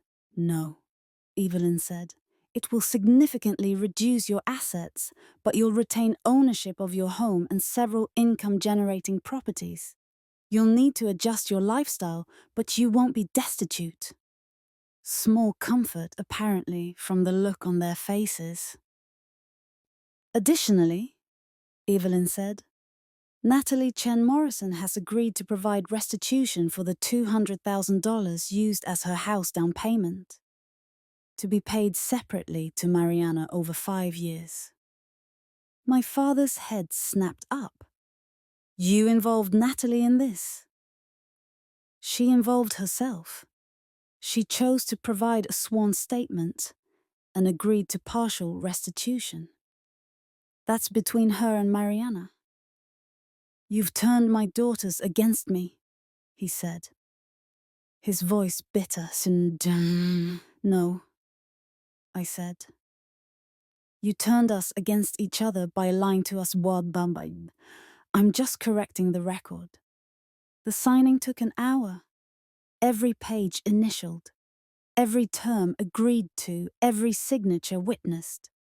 My parents signed with visible reluctance, their hands hesitating over each line as if hoping for a last-minute reprieve. None came. When it was done, Gerald gathered his copies and stood. I believe that concludes our business. My parents rose too, not looking at me. Wait, I said. They paused. I need you to understand something. This money, it's not why I'm really here. The money is what you took from me tangibly, legally. But what you took from me emotionally is far more valuable. You took my childhood. You took my confidence. You took my belief that I was worthy of love and attention. You made me feel invisible in my own family. My mother's eyes filled with tears. But I continued. I spent 28 years trying to earn your approval. I excelled in school because I thought if I was smart enough, you'd notice me. I was independent because I learned early that asking for help was pointless. I was the easy daughter because being difficult meant being even more invisible. Mariana, my father started, I'm not finished. You could have come to my wedding, even for an hour, but you chose not to. And in that choice, you finally made something clear that I'd been trying to deny my whole life. I was never going to be enough for you. Not because I was lacking, but because you'd decided long ago that Natalie was the daughter who mattered, and I was just extra. The silence was thick. So here's what I want you to understand. This settlement isn't revenge. It's justice.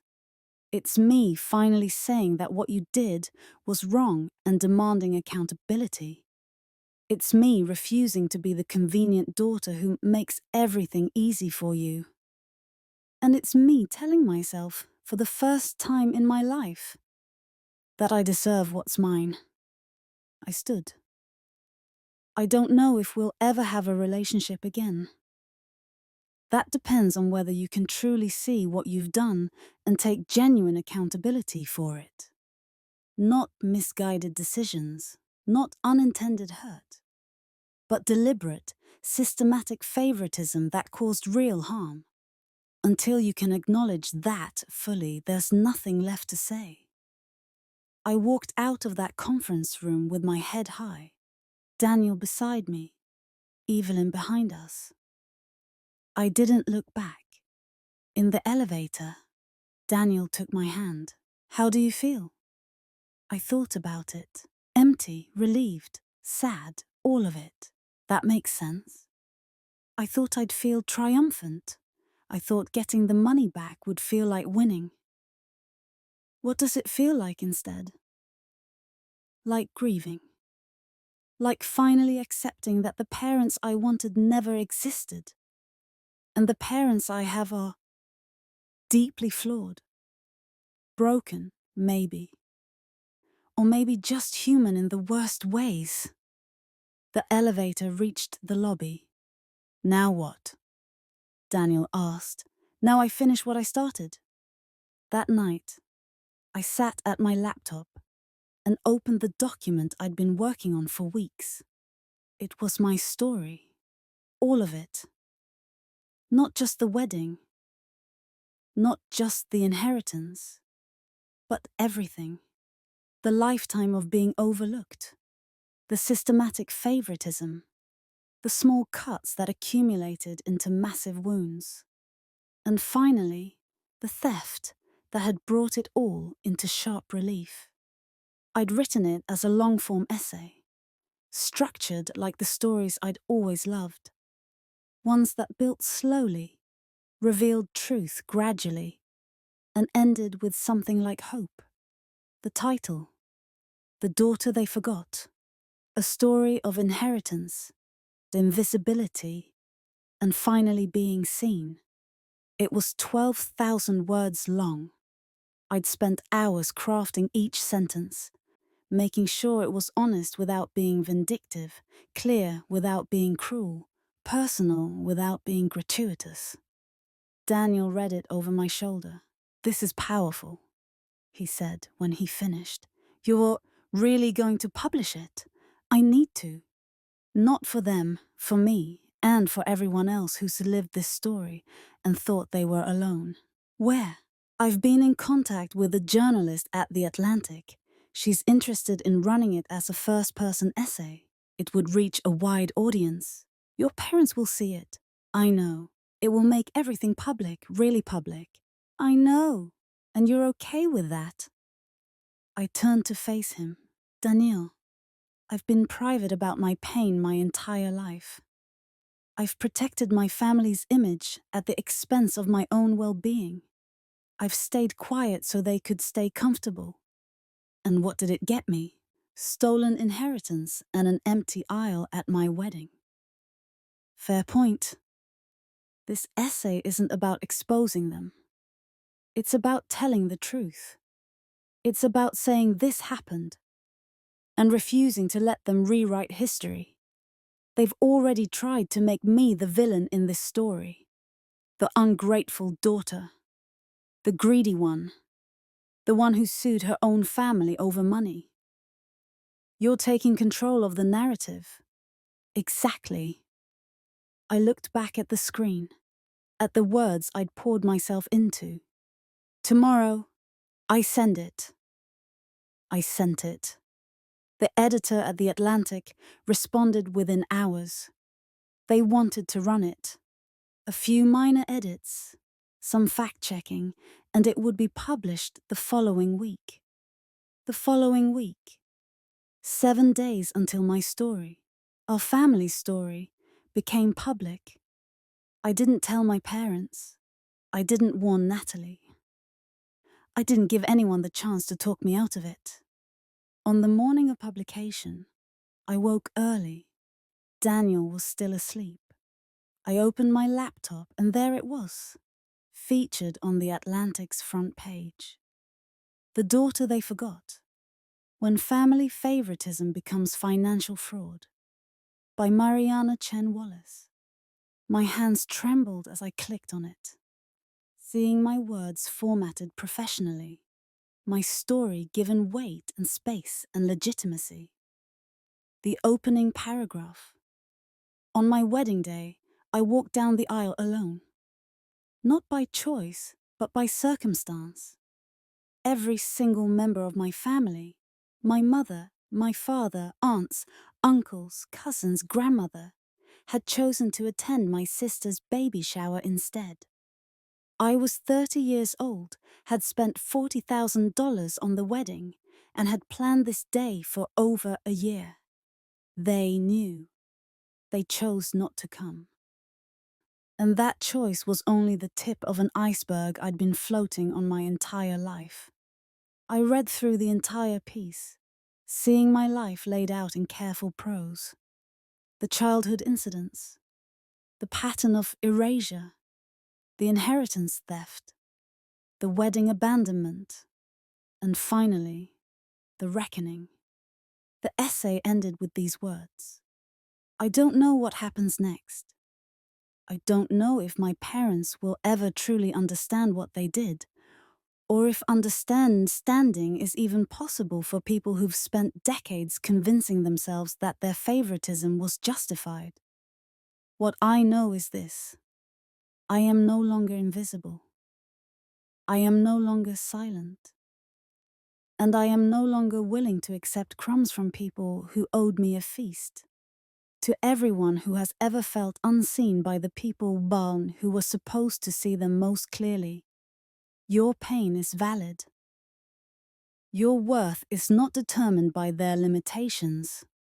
And sometimes, the bravest thing you can do is stop performing for an audience that was never watching anyway. I closed the laptop and took a deep breath. It was done. The truth was out. Now I would wait for the world to respond. The internet is a strange place for truth to live. Within an hour of publication, my essay had been shared over 1,000 times. Within 3 hours, it was trending on social media. Within 6 hours, I had interview requests from Good Morning America, The Today Show, and NPR. I declined them all. I hadn't written the essay for fame or attention. I'd written it for closure, for the record, for the people who would read it and finally feel less alone in their pain. Those people found me.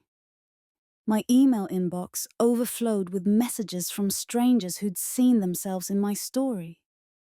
Sons and daughters who'd been overlooked, who'd been the responsible one, who'd been told their needs were less important than their siblings.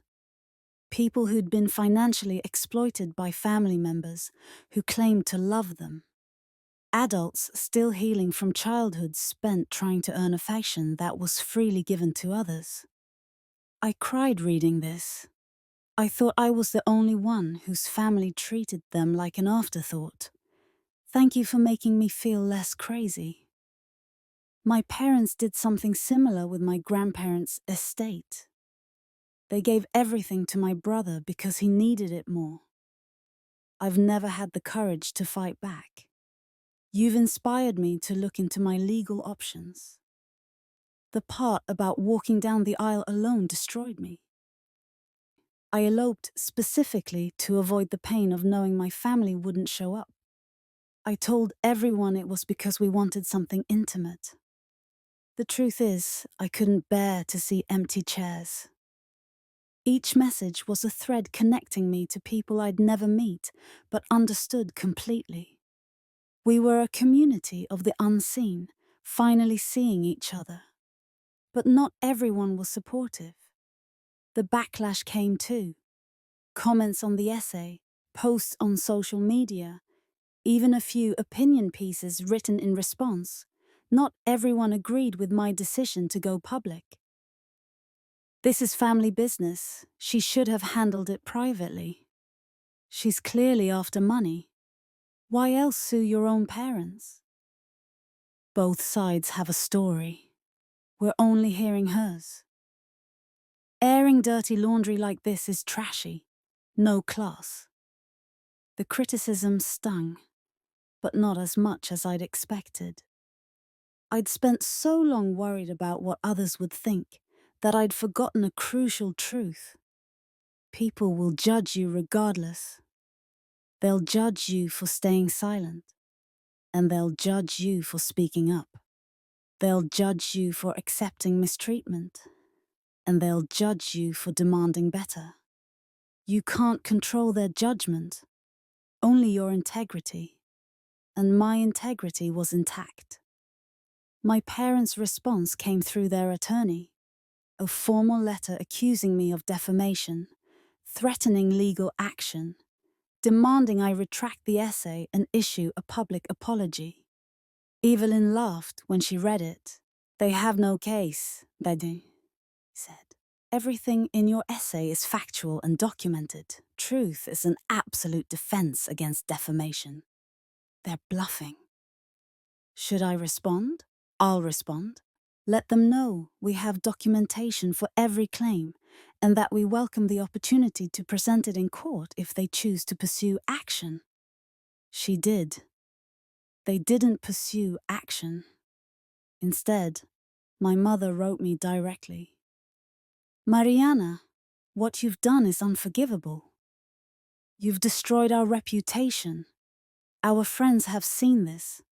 Our business associates. Everyone knows our private family matters now. Your father hasn't slept in days. I hope you're happy. Happy. As if happiness was what I was after. I didn't respond. Natalie called the day after publication. Have you seen the comments on your essay? She asked. Some of them. There are thousands. Murray, your story is everywhere. I know. Are you okay? I thought about that. I think so. It feels strange, exposing, but also freeing side. Mom and Dad are devastated. Dad's talking about selling everything and moving away. Mom won't leave her room. Guilt flickered, but I didn't let it take hold. They're experiencing consequences for their actions. That's not my fault. No, it's not.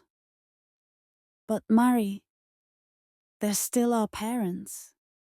Are they? Because parents are supposed to protect you, support you, see you. They did none of those things for me. Natalie was quiet. I'm not saying you should forgive them, she said finally.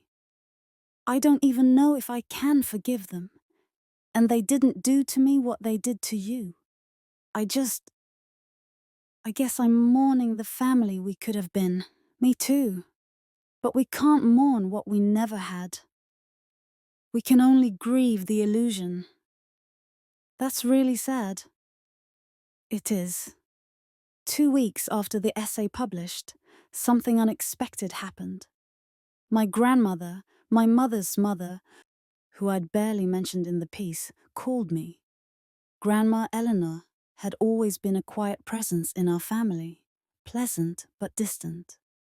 She lived alone in her small house, kept to herself, and rarely commented on family dynamics. Mariana, she said when I answered, I read your essay. I braced myself for criticism. I'm so sorry, she continued, her voice thick. I saw what they did to you. For years I saw it. And I said nothing. Grandma? No, let me finish. I told myself it wasn't my place to interfere. I told myself your parents knew best. I told myself you seemed fine, so maybe I was misreading things. But I wasn't misreading anything. I watched them pour all their love into Natalie and give you the leftovers. And I was too cowardly to speak up. Why didn't you? Because your mother is my daughter, Beige. And questioning her parenting felt like admitting I'd failed her somehow. But reading your essay, seeing your pain laid out so clearly, I failed you. And for that, I'm truly, deeply sorry. I was crying now. Thank you for saying that. Can I see you? I'd like to see you. Not to make excuses or ask you to forgive anyone. Just to know my granddaughter. I'd like that. We met for lunch at a quiet cafe. Grandma Eleanor looked older than I remembered, more fragile. But her eyes were sharp and kind. Tell me about your life, she said. Not the pain, the good parts. So I did. I told her about Daniel, about our relationship, about how he saw me clearly from the first moment. I told her about my career, my friends, the life I'd built independently of family dysfunction. I told her about learning to value myself not based on their approval, but on my own merit. She listened intently. "You're remarkable," she said when I finished. "You've built a beautiful life despite everything they put you through. Your grandfather would be so proud. You knew him well. He was a good man, fair. Your father was his greatest disappointment. Not because he wasn't successful, but because he couldn't see past his own biases. Raymond knew that your father favored Natalie. He told me once, that boy is going to ruin Mariana if he's not careful." He was right. Did he ever say anything to Dad? Many times. They argued about it. Your father always insisted he treated you girls equally, and Raymond would point out specific examples. Your father never listened. That's part of why Raymond set up the trust the way he did. He wanted to ensure you received your fair share even if your father's bias prevented it. But Dad was trustee. I know. Raymond assumed your father would honor his wishes. He didn't anticipate outright theft. Hearing this, knowing that my grandfather had seen what was happening and tried to protect me, brought a strange comfort. "I miss him," I said. "He loved you very much. He always said you had his spirit. Determined, self-reliant, with a quiet strength. He knew you'd be okay, but he wanted you to be more than okay. He wanted you to thrive." "I'm trying." "You're succeeding, Cerise." The settlement money came through gradually, as agreed. The first payment, $1.5 million, arrived exactly 60 days after the signing. I sat with Daniel and looked at our bank statement, at the number that represented so much more than money. "What do you want to do with it?" he asked. I'd thought about this extensively.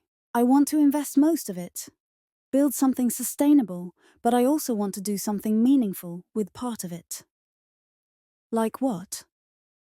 "I've been thinking about establishing a scholarship for first-generation college students who've had to fund their own education despite family expectations. Students like me." "The Mariana Chen Wallace Scholarship?" "No, the Raymond Chen Scholarship. He's the one who wanted me to have opportunities. His name should be on it." Daniel smiled. "He'd like that."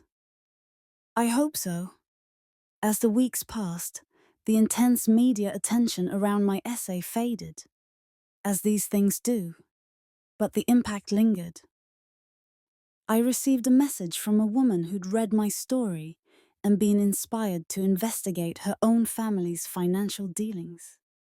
She discovered that her parents had similarly misappropriated her inheritance, and she was now pursuing legal action. Another message from a man who'd confronted his family about years of favoritism after reading my words. They denied it at first, but he'd stood his ground.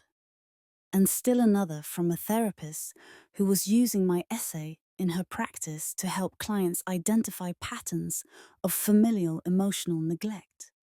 My pain had become a tool for others' healing. That felt like something.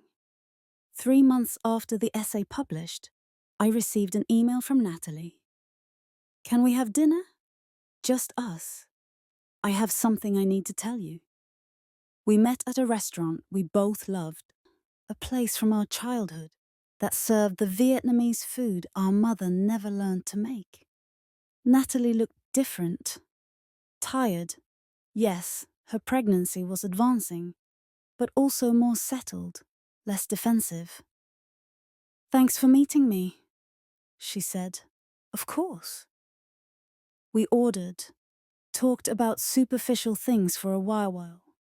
Her pregnancy, my marriage, safe topics. Then she took a deep breath. I've been in therapy, she said, since all of this started, trying to understand everything. That's good. It's hard, realizing how much I benefited from their favoritism, seeing how I internalized their narrative without questioning it. My therapist says I developed what she calls golden child syndrome. I became who they wanted me to be because the approval was so intoxicating. And now? Now I'm learning that their approval was conditional and based on me playing a role. The moment I stopped performing, the moment I chose you over them by giving my statement, they started treating me differently too. Not as badly as they treated you, but I've gotten a taste of what it's like to disappoint them. How does that feel? Terrible. And also freeing. I understand now just a little bit what you've been dealing with your whole life. The constant sense that you're not quite enough. We sat with that. I'm sorry, Mary, she said, tears forming. I'm sorry I was the favorite. I'm sorry I didn't see what was happening to you. I'm sorry I accepted the baby shower on your wedding day. I'm sorry for all of it. I know you are. Does that matter? Does sorry matter when the damage is already done? It matters. It doesn't fix everything, but it matters. She reached across the table and took my hand. I want to be your sister. Your real sister. Not the competing version they created, but actual sisters who support each other. I want that too. Can we try? I thought about all the years of distance, of competition, of being pitted against each other by parents who should have loved us equally. We can try. Healing isn't linear. I learned this in the months following the settlement, the essay, the public reckoning. I'd expected that once the truth was out, once justice was served, by Titi, I'd feel complete, whole, healed. Instead, I felt everything. Good days alternated with bad ones without warning. I'd wake up feeling empowered and go to bed feeling grief-stricken. I'd spend a week celebrating my freedom, then crash into unexpected depression. The waves of emotion came without pattern, without mercy. Daniel was patient. You're processing 30 years of trauma, he'd say when I apologized for being difficult. This isn't going to resolve itself in a few months. I know. I thought I'd feel better by now. Better than what? I don't know. Better than this. I started therapy. Not because I was falling apart, though some days it felt that way, but because I recognized that I needed professional help to untangle the knots my family had tied in my psyche. My therapist, Dr. Okafor, was a patient woman with kind eyes and a directness I appreciated. Tell me about your childhood, she said in our first session. Where do I start? Wherever feels most important. I started with the day I realized I was invisible. I was 8 years old. My class had put on a play, and I'd been cast as the lead. It was a small production, elementary school caliber, but I'd worked so hard, memorized every line, practiced my blocking until it was perfect. I'd told my parents about it repeatedly, made sure they knew the date, the time, the location. The day of the play, I stood on that little stage, delivering my lines with everything I had, scanning the audience for my parents' faces. They weren't there.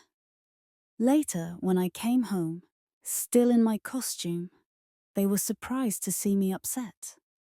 "Was that today?" my mother had asked.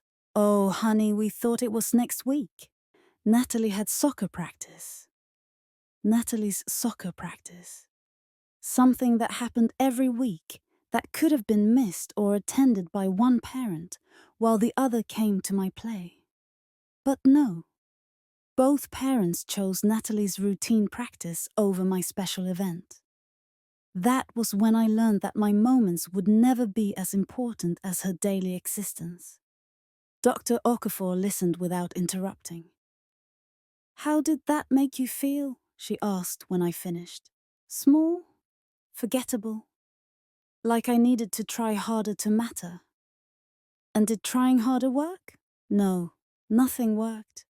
The more I achieved, the more they expected.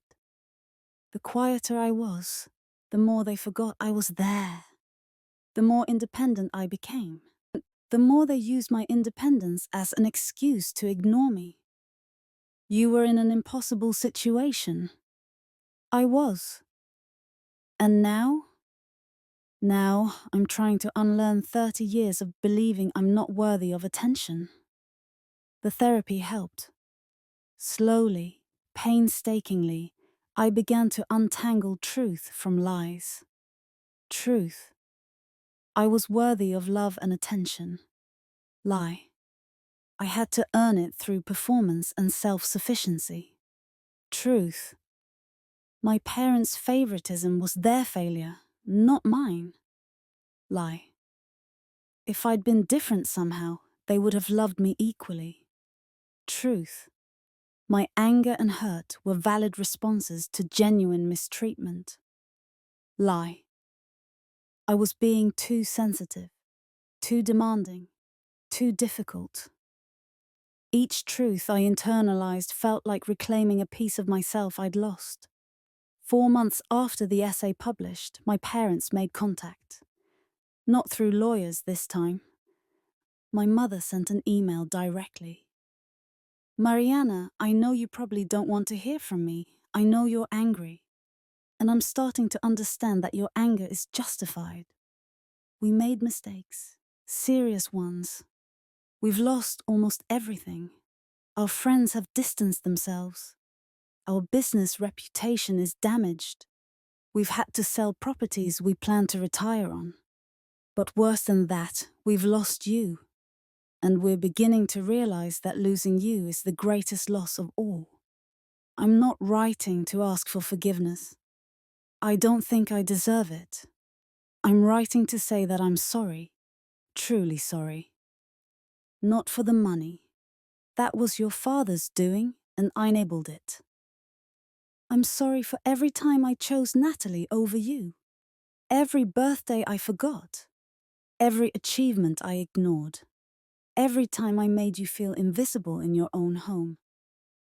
I'm sorry that I was such a poor mother to you that you had to mother yourself.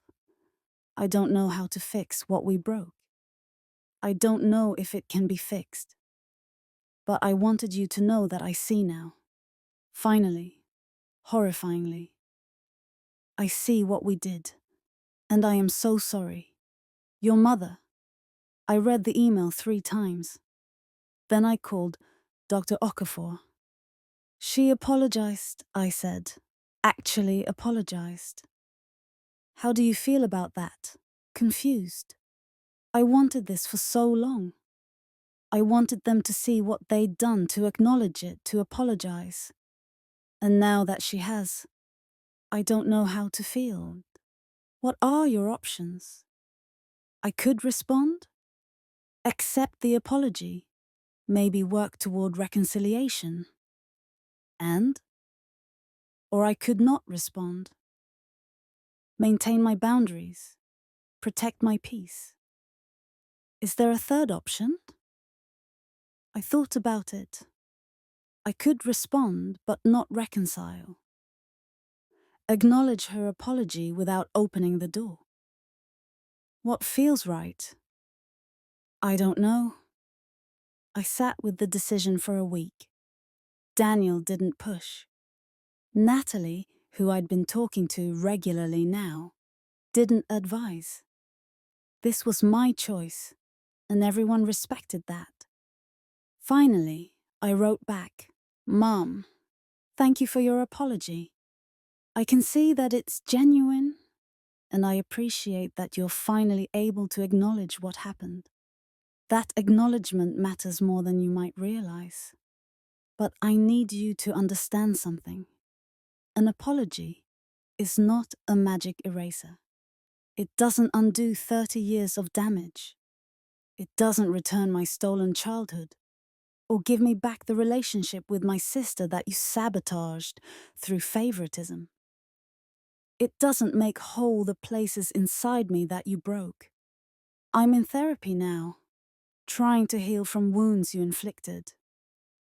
I'm learning to see myself as worthy, something I should have learned from you. I'm building a life that doesn't revolve around earning your approval. Because I finally understand that your approval was never truly available to me. I don't know what our relationship will look like going forward. Right now, I need space to heal. Space to be angry without guilt. Space to grieve the mother I deserved, but didn't get. Maybe someday there will be room for something new between us. But that day isn't today. Please respect my need for distance. If there's to be reconciliation, it will happen on my terms and my timeline, not yours, Mariana. I sent it before I could second guess myself. My mother's response came the next day. I understand. I'll wait for as long as you need. And I'll spend that time trying to become the mother you deserved all along. I love you, Mariana. I know my actions made that love invisible to you, but it was always there. I just didn't know how to show it properly. That's my failure, not yours. Take all the time you need. I cried when I read it. Not because it fixed anything. It didn't. But because for the first time in my life, my mother saw me. Really saw me. And she was willing to wait on the sidelines while I healed, rather than demanding I rush my process for her comfort. It wasn't enough. Not yet. Maybe not ever. But it was something.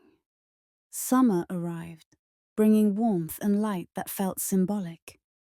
The last of the settlement money was scheduled to arrive within the month. Natalie was due with her baby, a girl, she'd learned, in August. My career was thriving, my marriage was strong, and the Raymond Chen Scholarship had been established at Columbia, my alma mater. I was building a life that was truly mine.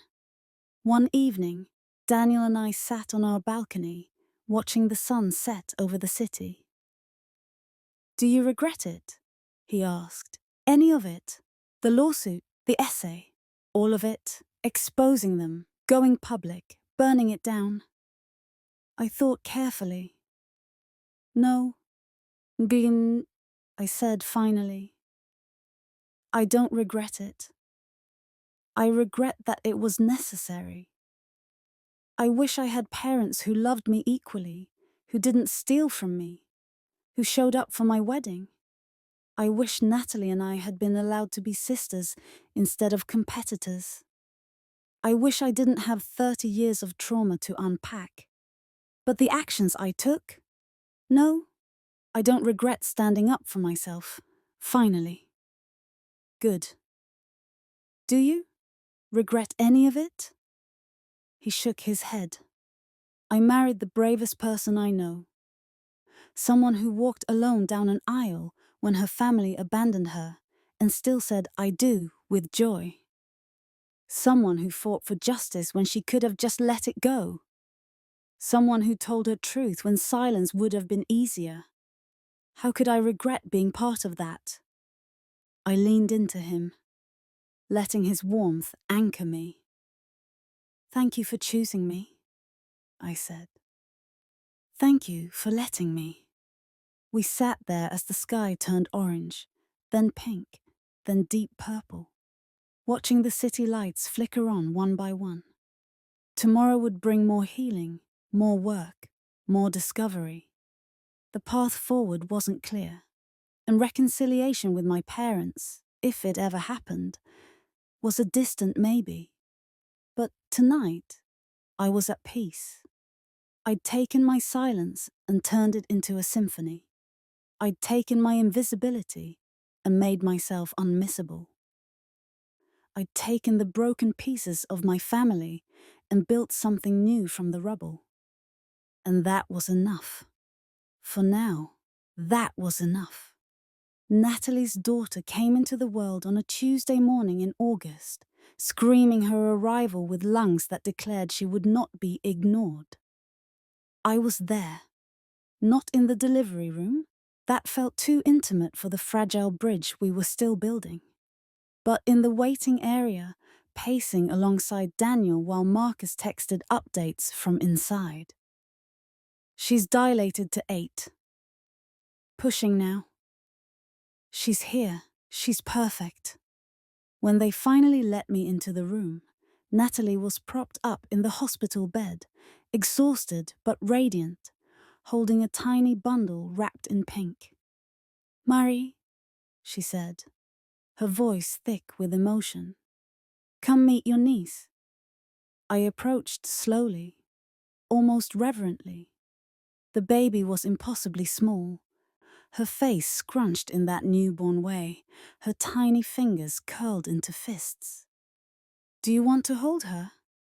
Natalie asked. I nodded, unable to speak past the lump in my throat. Natalie carefully transferred the baby into my arms, and I felt the weight of her, not just physically, but the weight of what she represented. New life, new beginnings, a chance to break patterns. "Her name is Elena," Natalie said. "Elena Mariana Morrison." I looked up sharply. "Mariana?" Tears streamed down Natalie's face. "I wanted her to carry the name of the strongest person I know. The person who taught me that standing up for yourself isn't selfish, it's necessary. The person who showed me that truth matters more than comfort. Natalie, you saved me too, you know? By exposing what they did, by forcing me to see the truth. You saved me from living my whole life in a lie. You saved me from raising my daughter the way we were raised."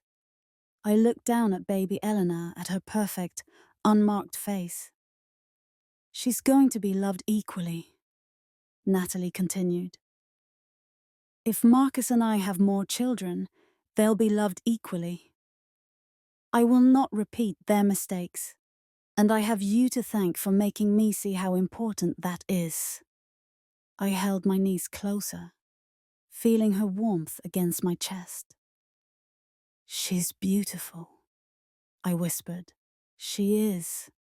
And she's going to know her Aunt Marie. She's going to know the woman who walked down the aisle alone and still smiled. The woman who fought for justice when everyone told her to let it go. The woman who refused to be invisible. In that moment, holding that tiny life, I felt something shift. The pain of my past didn't disappear. It would never fully disappear. But it made room for something else. Hope, maybe. Or possibility. This baby wouldn't be raised the way we were. This baby would be loved without condition, valued without comparison. And that was something. That was everything. The days following Elena's birth were filled with that particular chaos that newborns bring. I visited often, helping where I could, watching Natalie navigate new motherhood with a determination that reminded me she was, after all, my sister. Our parents knew about the birth. Of course they did. But they hadn't been invited to the hospital. Natalie had made that decision herself. They don't get to just walk back in like nothing happened, she'd told me. If they want to be part of Elena's life, they need to earn that privilege. They need to show they've changed. It was a boundary I respected, even as I recognized the difficulty of it. My mother had sent flowers to the hospital, pink roses with a card that read, "Congratulations on your beautiful daughter. We love you all and hope to meet her someday. Love, Mum and Dad." No demands, no guilt, just quiet hope. It was progress. 6 months after Elena's birth, I received an unexpected package. It was from my father. Inside was a thick envelope and a small box. I opened the envelope first, finding several documents and a handwritten letter. The letter read, "Mariana, I have spent the past year in therapy. Your mother insisted, and I resisted at first because I thought the problem was you, not me. I was wrong. I was wrong about so many things. My therapist has helped me understand what I did and why. Not as an excuse, there is no excuse, but as an explanation. I favored Natalie because she reminded me of my mother, who I adored. You reminded me of myself, hardworking, independent, always striving. I saw in you the parts of myself I did not like, the parts that felt inadequate no matter how much I achieved. So I pushed you away and pulled Natalie close, not realizing I was damaging you both. I was also jealous of the relationship you had with my father. He saw himself in you, and he loved you with a purity that made me feel inadequate. I resented it, and I took that resentment out on you through a lifetime of neglect. That's unforgivable. Know it. The documents in this envelope are the deed to my father's original property, the first building he ever bought, before Chen Property Holdings existed. It was always meant to go to you. He told me so before he died, but I kept it because I was selfish and blind. It's worth approximately $800,000 now. It belongs to you. It always did. The item in the box also belonged to him. He wore it every day of his life. I don't expect your forgiveness. I don't deserve it. But I want you to know that I see now. I see what I did, what I stole from you. Not just money, but love and childhood and security. I see the damage I caused, and I am more sorry than words can express. I am trying to become the father you deserved. I don't know if I'll ever succeed, but I will spend the rest of my life trying. Your father. My hands trembled as I set down the letter and opened the small box. Inside was my grandfather's pocket watch. I remembered this watch.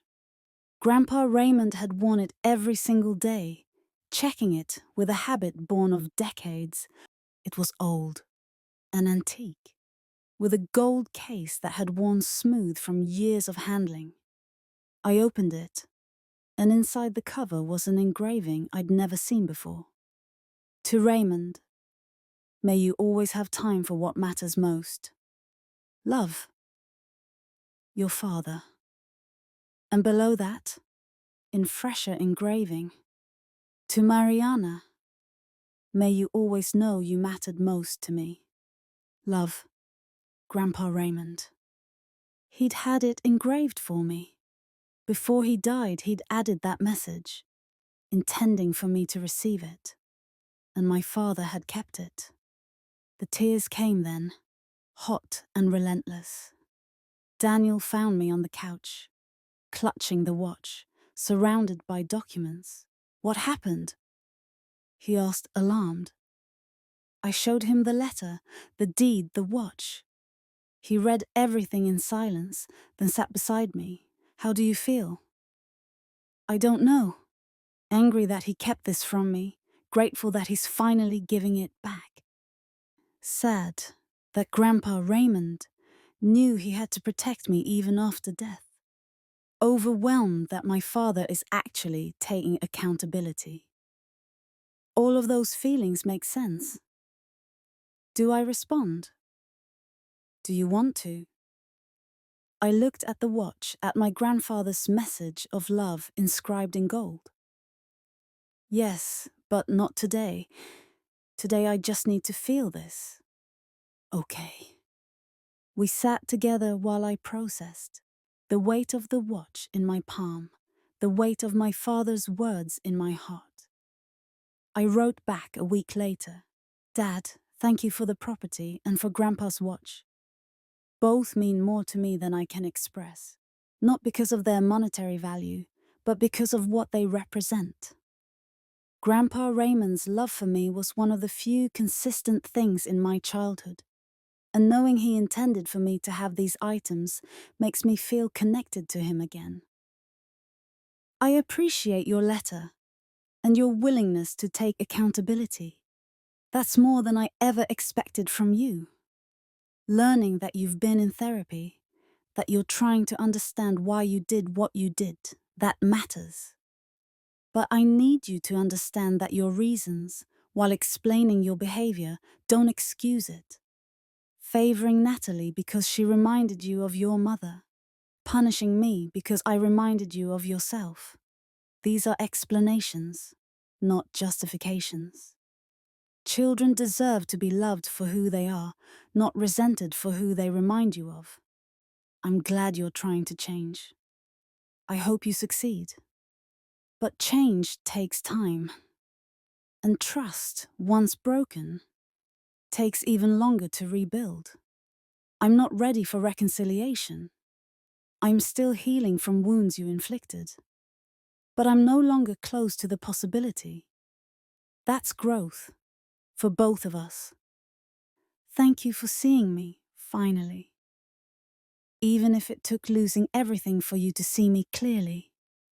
Mariana, the property my father sent, my grandfather's first building, became mine legally within the month. It was a small commercial space in an up-and-coming neighborhood, currently leased to a cafe and a bookstore. The rental income would be substantial, but more than that, it was a tangible piece of my grandfather's legacy. I visited it for the first time on a sunny afternoon, standing on the sidewalk and looking up at the modest 3-story building that had started my grandfather's empire. He bought this with everything he had, Aunt Patricia told me when I called her. Scraped together every penny from his first job in America, saved for years and bought this building. He always said it was his proudest purchase because it represented possibility. Possibility. I liked that. A year after my wedding, I stood in my apartment and took stock of my life. I had my inheritance.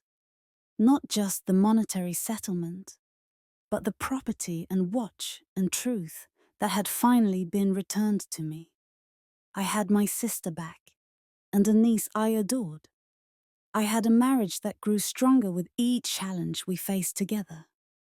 I had a career that fulfilled me, and financial security I'd earned. I had my truth, publicly told, no longer festering in silence. And I had slowly the beginnings of what might someday be reconciliation with my parents. Not forgiveness, not yet, maybe not ever, but acknowledgement and accountability and the cautious first steps towards something new. Most importantly, I had myself. The self I'd buried under years of trying to earn love I deserved freely. The self I'd silenced to keep peace that was never real. The self I'd diminished to make room for others who should have made room for me. That self was emerging, finally, blinking in the sunlight after decades in shadow. Daniel and I decided to host a dinner party, a celebration of sorts, of our first wedding anniversary, of our journey through one fire and out the other side, of the family we'd chosen and built. The guest list was small but significant. Daniel's parents, his sister, Priya, a few close friends who'd supported us through everything, Natalie and Marcus and baby Eleanor and Grandma Eleanor. No one from my parents' generation. That felt right. We cooked together, Daniel and I, moving around the kitchen in the comfortable dance of people who know each other's rhythms. We made dishes that meant something. My grandfather's favorite braised pork, my mother's recipe for spring rolls, because food can carry love even when people fail to. Daniel's family's traditional roast, and a cake that said simply, 1 year of truth. When everyone arrived, the apartment filled with warmth and noise and laughter. Eleanor held court from the couch, baby Elena on her lap, telling stories about me as a child that made everyone laugh. She was always so serious, Eleanor said. Even at 3 years old, she'd sit and study her picture books like they held the secrets of the universe. She still does that, Daniel added, with legal documents now, instead of picture books. Everyone laughed, and I felt seen in that laughter, not mocked, but known, understood. Natalie caught my eye across the room and smiled. We'd come so far, the two of us. From competitors crafted by our parents' dysfunction to sisters choosing each other daily. It wasn't perfect, some days the old resentments surfaced. But we were trying, and trying mattered. After dinner, Daniel stood and raised his glass. A toast, he said, to my wife Mariana on our first anniversary. Everyone raised their glasses. A year ago, you married me while carrying the weight of betrayal I couldn't fully understand. You walked down that aisle alone, and you did it with grace and strength and joy. In the years since, I've watched you fight for justice, tell your truth, heal from wounds that would have broken lesser people, and build a life that is entirely your own. His voice thickened with emotion. You taught me that silence isn't peace. It's just quieter suffering. You showed me that standing up for yourself isn't selfish. It's survival. And you proved that truth, even when it's painful, is always better than comfortable lies. He looked at me directly. To Mariana, the woman who refused to be invisible. The woman who chose herself when everyone else chose differently. The woman who walked alone and discovered she was never really alone at all. I love you more today than I did a year ago, and I'll love you more tomorrow than I do today. Happy anniversary. To Mariana, everyone echoed. I stood, tears streaming, and kissed my husband. Thank you, I whispered against his lips. For what? For seeing me. For choosing me. For staying. Always, he said. Always.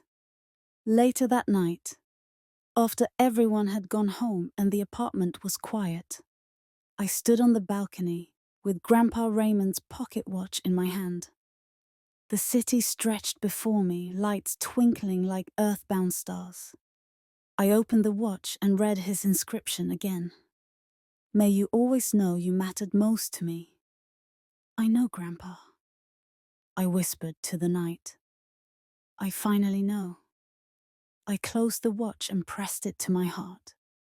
Tomorrow would bring more healing, more growth, more opportunities to choose myself. The path forward wasn't clear, but it was mine.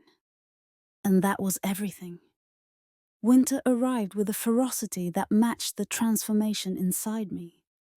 Snow blanketed the city, muffling sounds, creating the kind of hush that makes you feel like the world is holding its breath. I'd always loved winter, the way it strips everything down to essentials, the way it demands you reckon with what's left when all the decorations fall away.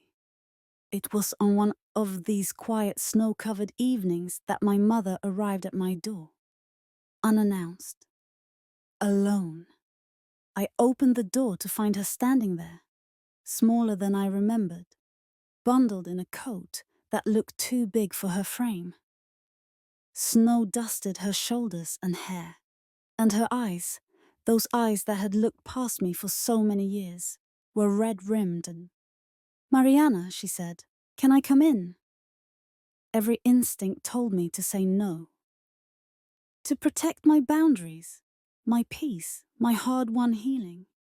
But something in her face, something broken and genuine, made me step aside. 10 minutes, I said. She nodded and entered. I didn't offer her tea or coffee, didn't take her coat. This wasn't a social call, and I wouldn't pretend it was.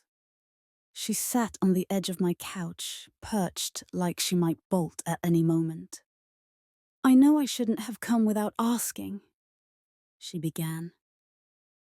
"But I was afraid if I asked, you'd say no. And there's something I need to tell you. Something that can't wait." I sat across from her, maintaining distance. "Then tell me." She took a shaky breath. "Your father and I are separating." Whatever I'd expected, it wasn't that. What? Not divorcing. Not yet. But we're living separately while we figure things out. He's staying in the house, and I've rented an apartment. Why? Because everything that happened, the lawsuit, your essay, being forced to see what we'd done, it broke something between us. Or maybe it finally revealed something that was already broken. We spent 30 years united in our denial, our favoritism, our lies. And now that we can't deny it anymore, we don't know who we are together.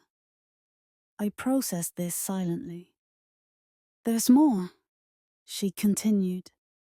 "The reason I really came. I've been going through old things, old photos, old journals, trying to understand how I became the mother I became, how I lost myself so thoroughly in your father's preferences that I stopped seeing you at all." She reached into her purse and pulled out a worn journal. This was mine, from when you girls were young. I'd forgotten I kept it. I found it last week, and reading it, Mariana, reading it destroyed me. She held it out to me. I took it reluctantly, feeling its weight. "Read the entry from March 15th, 1998, she said. "You were 5. I opened the journal, finding the date. My mother's handwriting, younger, more hopeful, filled the page. March 15th, 98. Something is wrong with how we're raising these girls, and I don't know how to stop it. James came home today and took Natalie to the park. Just Natalie. He said Mariana was too young, that she'd slow them down. She's 5, not 2. She stood at the window watching them leave, and the look on her face, I'll never forget it. Like she was used to being left behind. She is used to it, and that breaks my heart.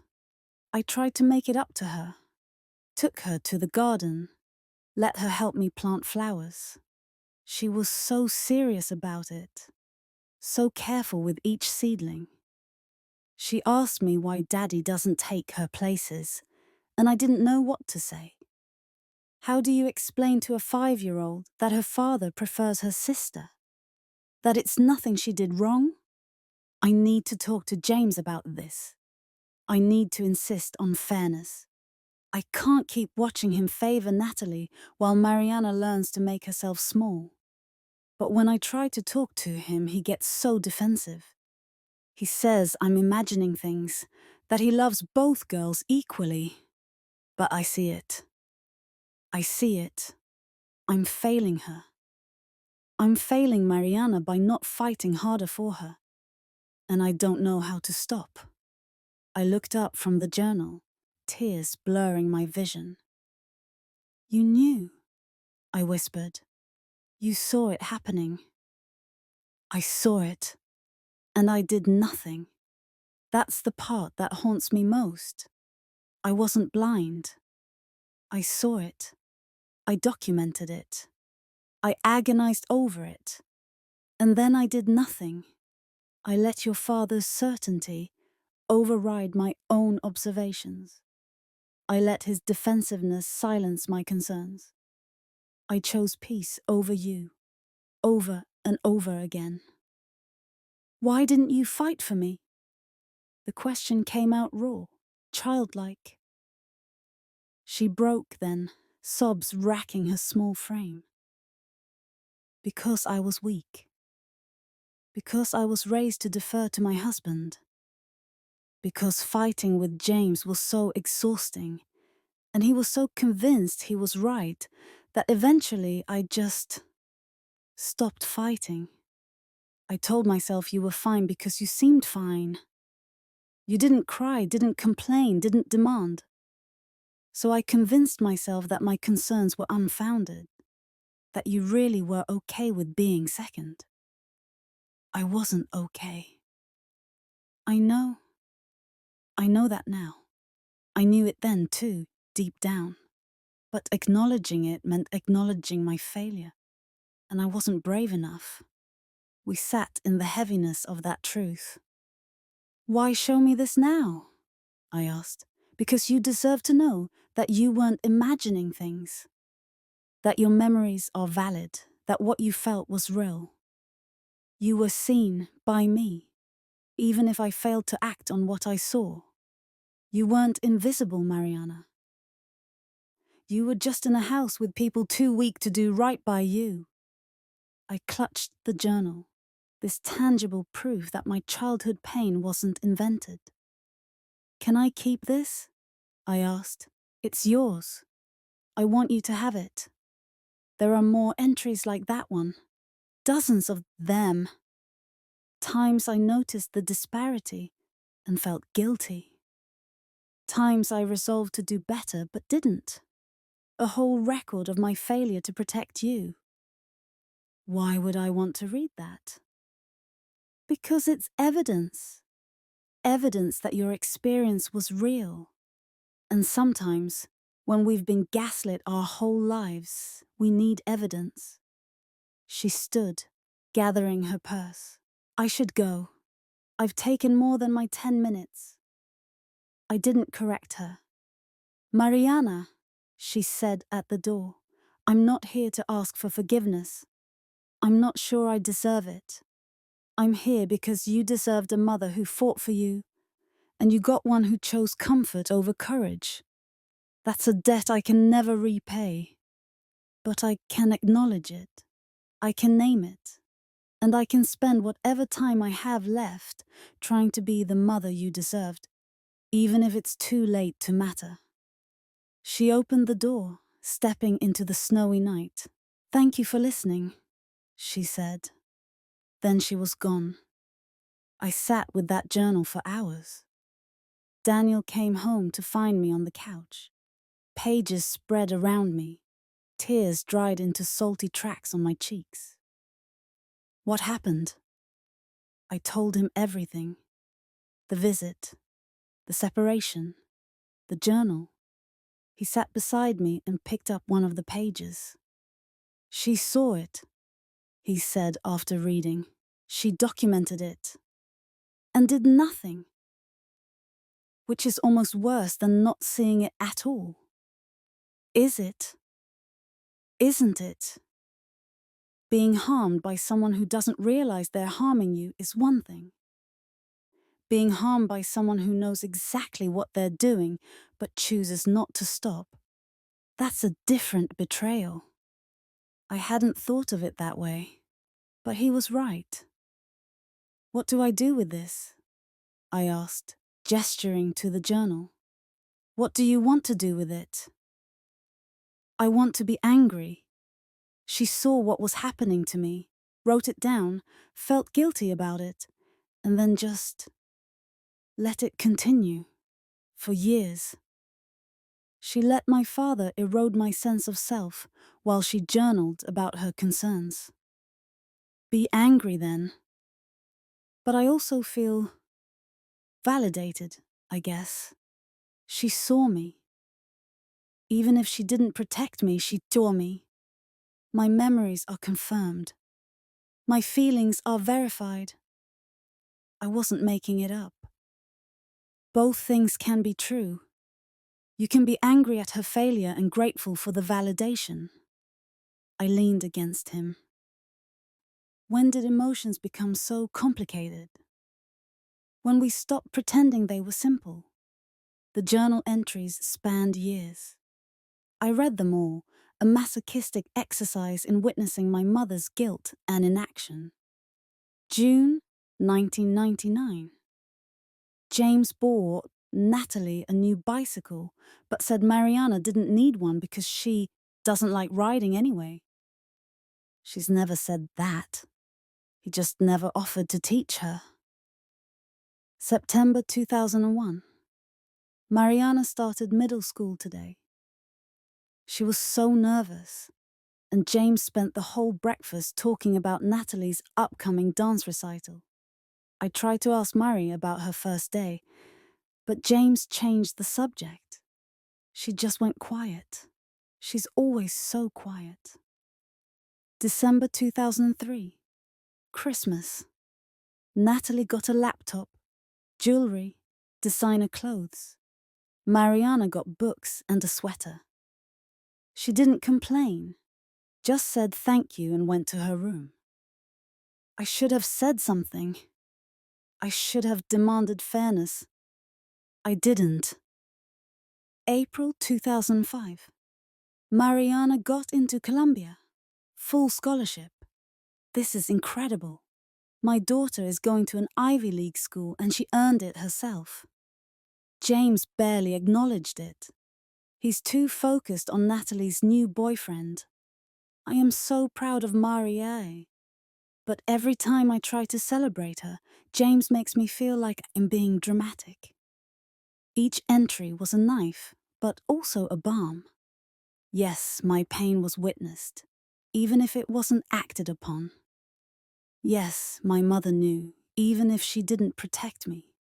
The cognitive dissonance was exhausting. I shared the journal with Dr. Okafor in our next session. How does reading this make you feel? She asked. Angry, sad, validated, confused, all of it. That makes sense. You are holding proof that your mother saw your suffering and chose comfort over confrontation. That's a profound betrayal. But she was also trapped, right? In a marriage with a controlling man, raised to defer to her husband. Are you making excuses for her? I paused. Maybe. Probably. Why? Because if I don't make excuses for her, I have to fully feel the anger. And the anger is so big, Dr. Okafor. It's so big, I'm afraid it will consume me. What if the anger isn't something to fear? What if it's something to feel?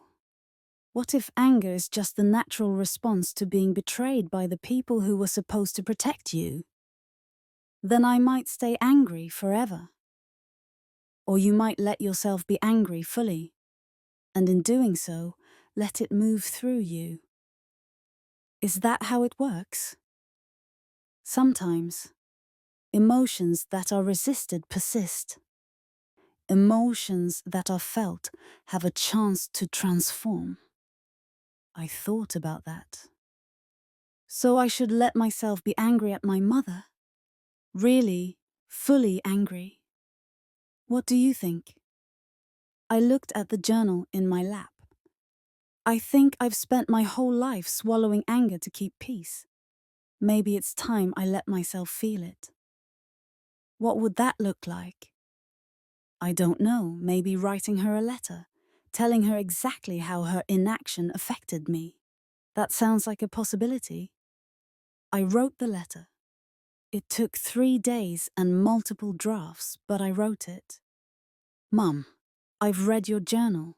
Every entry, every observation you made about Dad's favoritism, every time you noticed he was harming me and chose not to intervene. I've read your guilt, your concern, your resolve to do better that never materialized into action. And I need you to hear something. Your guilt is not the same as my pain. You got to feel bad about what was happening to me. You got to write in your journal about your concerns, to tell yourself you were a good mother because you noticed the problem. But noticing isn't protecting. Feeling guilty isn't the same as taking action. And your guilt, while uncomfortable for you, did nothing to shield me from Dad's neglect. Do you know what it's like to be a child who learns she's not worth fighting for? Do you know what it does to a person's sense of self to realize that their mother sees their suffering and chooses not to intervene because it's too hard? You were my mother. You were supposed to protect me. And you had the awareness to do it. Your journal proves that. But you chose your comfort over my well-being. You chose avoiding conflict with Dad over ensuring your daughter felt loved and valued. I needed you to fight for me. I needed you to say, this isn't right, and I won't allow it. I needed you to be my advocate when I was too young to advocate for myself. And you failed me. Not because you didn't see, but because you saw and looked away. I am trying to heal from wounds you both inflicted. Dad's were overt. The favoritism, the theft, the neglect. But yours were covert. The silence, the complicity, the witnessed betrayal. Both types of wounds leave scars. I don't know if I can forgive you. I don't know if I want to. But I need you to understand the full weight of your failure. Not so you feel worse. You clearly already feel terrible. But so you can fully reckon with what you did and didn't do, so that any relationship we might build going forward is based on complete honesty. You gave me your journal as evidence that my experience was real. Thank you for that validation. But please understand that the same journal that validates me also indicts you. I am angry. I am hurt. I am grieving the mother you could have been, but chose not to be. Mariana, I sent it. Her response came 3 days later. Mariana, you're right. Everything you said is right, and I deserve your anger. I want to make excuses. I want to tell you about my own upbringing, about how I was taught that wives defer to husbands, about how James's certainty always overwhelmed my doubt. I want to explain the circumstances that made me weak. But excuses don't matter. What matters is that I failed you. You needed me to fight for you. And I chose peace over your well-being. That is unforgivable. Reading your letter, feeling the full weight of your justified anger. It's the consequence I earned. And I will sit with that consequence without asking you to soften it for my comfort. I'm so deeply sorry. Not for how things turned out. Sorry for every single choice I made that prioritized my comfort over your needs. Sorry for every journal entry I wrote instead of action I took. Sorry for being the mother who noticed you're drowning and didn't throw you a rope. You owe me nothing. Not forgiveness, not reconciliation, not even acknowledgement. If you never want to speak to me again, I will understand. But if you ever want to try, I will spend the rest of my life trying to become the mother you deserved.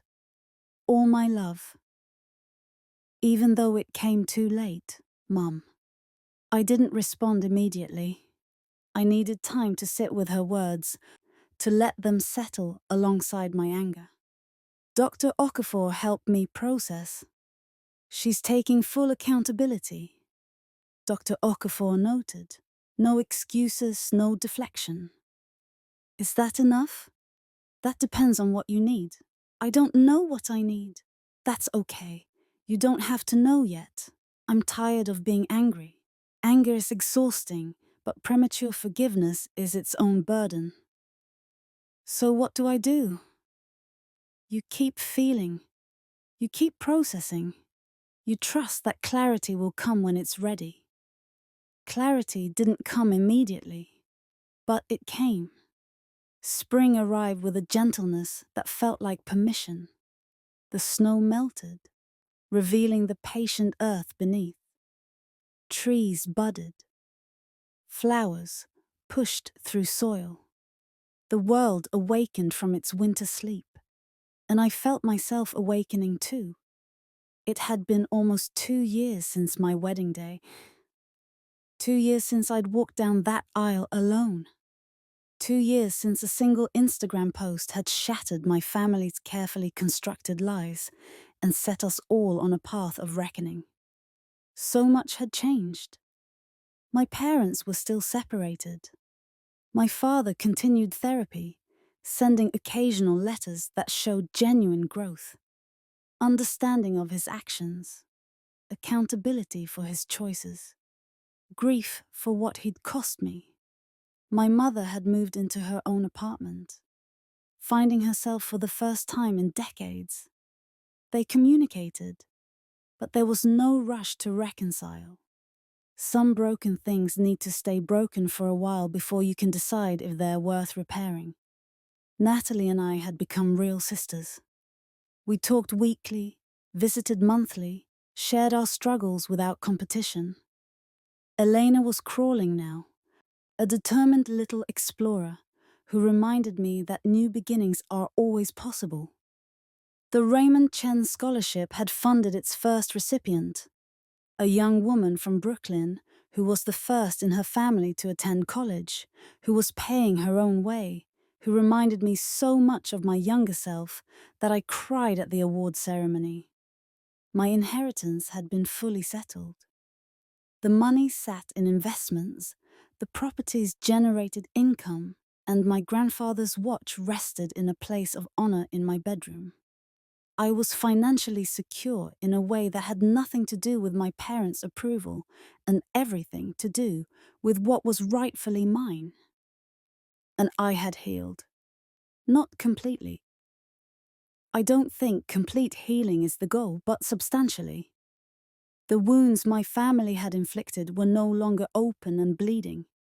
They'd scarred over, leaving marks that told stories, but no longer caused daily pain. On the 2-year anniversary of my wedding, Daniel and I returned to the Whitmore estate. Not for another ceremony, but for a kind of pilgrimage. I needed to see that place again, to stand where I'd stood when my family's absence had broken something and started something simultaneously. The estate looked the same. Beautiful gardens, elegant architecture, peaceful grounds. We walked to the exact spot where I'd taken my vows, where I'd kissed my husband for the first time, where I'd chosen joy despite grief. This is where it started, I said, standing on the grass where the aisle had been. Where? What started? Everything. The breaking and the becoming. The ending and the beginning. Daniel stood beside me, his presence solid and sure. Do you regret any of it? He asked. I thought carefully. I regret that it was necessary. I regret that my parents were people who could steal from their daughter and miss her wedding. I regret that Natalie and I lost decades to their manufactured competition. I regret the pain. But I don't regret speaking up. I don't regret fighting for what was mine. I don't regret telling my truth. And I don't regret the person I've become through it. Who is that person? Someone who knows her worth isn't determined by others' opinions. Someone who can set boundaries without guilt. Someone who understands that love without action is just a word. Someone who chose herself when no one else would. He pulled me close. "I'm proud of you," he said. "I'm proud of me too." Finally. We stayed at the estate for hours, walking the grounds, sitting by the pond, letting the spring air carry our thoughts. Eventually, we found ourselves on a bench overlooking the garden where our wedding photos had been taken. "What now?" Daniel asked. "What do you mean?" "The settlement is complete. The essay is published. Your family is sorted or sorting. You've healed so much. What comes next?" I considered the question. "I want to write more," I said. "Not just about my family, but about all of it. The patterns of dysfunction, the inheritance of pain, the possibility of breaking cycles. I want to help people understand that they're not alone in their family struggles." "A book?" "Maybe. Or essays, or something. I don't know the form yet, but I know the content. You have stories to tell. Everyone does. I've just decided not to keep mine silent anymore." That evening, back in our apartment, I opened my laptop. I started a new document and began to type. When silence became my truth. A guide to breaking family patterns. The words flowed easily. Years of experience finally finding their outlet. Chapter 1. The Invisible Child. Some children are seen, and some are overlooked. Some children receive attention effortlessly, while others perform endlessly for scraps of acknowledgement. I was the latter, the overlooked, the one who became so skilled at being invisible that I forgot I had a right to be seen. This is for everyone who has ever felt that way. I wrote for hours, Anil bringing me tea, and eventually dinner as I poured myself onto the page. It wasn't just my story anymore. It was a synthesis of everything I'd learned, everything I'd processed, every piece of wisdom I'd gained through the wreckage. It was a guide for others, a light for those still finding their way out of the darkness of family dysfunction. 3 weeks later, I received an unexpected phone call. It was from a literary agent who had read my Atlantic essay. "Mariana," she said, "I've been following your story. Your writing is powerful. Your experience is universal in its specificity, and your message is needed. Have you considered writing a book?" I looked at the document I'd been working on, now over 30,000 words. "Actually," I said, "I have." "Can we meet? I'd love to discuss representation." The meeting happened a week later. The agent, Charlotte, was warm but professional. "Your story resonates because it's not just about one family's dysfunction," she said. "It's about the universal experience of seeking approval from people incapable of giving it. It's about the courage required to stop seeking and start demanding. It's about choosing yourself when you've been taught that choosing yourself is selfish." That's exactly what I'm trying to say. "Then let's get your book into the world." As spring turned to summer, I worked on the manuscript with a focus I'd never experienced before. Every word felt purposeful. Every sentence served the larger message. You are worthy of being seen, your pain is valid, and you have the right to demand better from the people who are supposed to love you.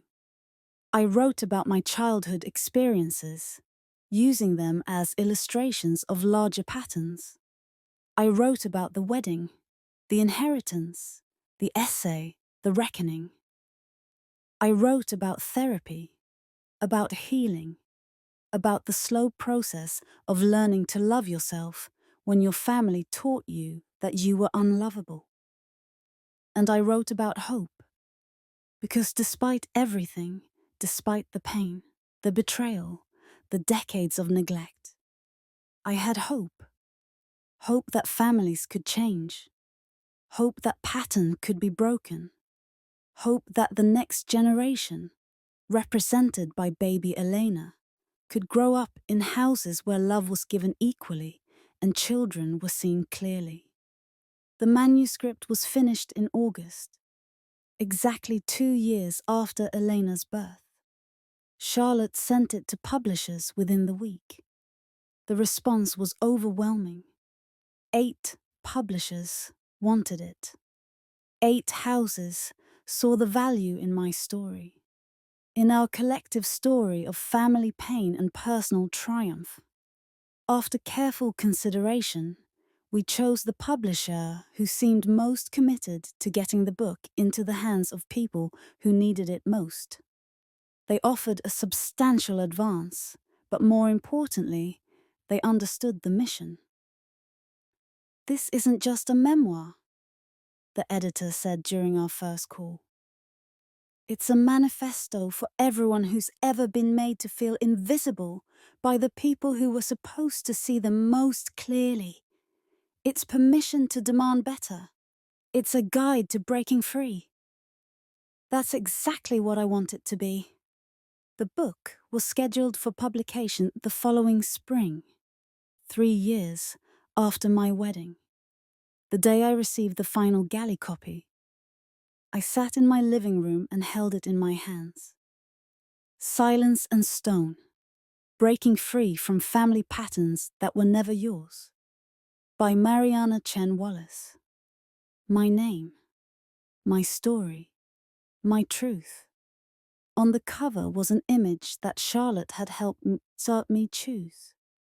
A woman walking down a long path, alone but not lonely, the sunrise illuminating her way forward. The sunrise. I thought about that image, about what it represented.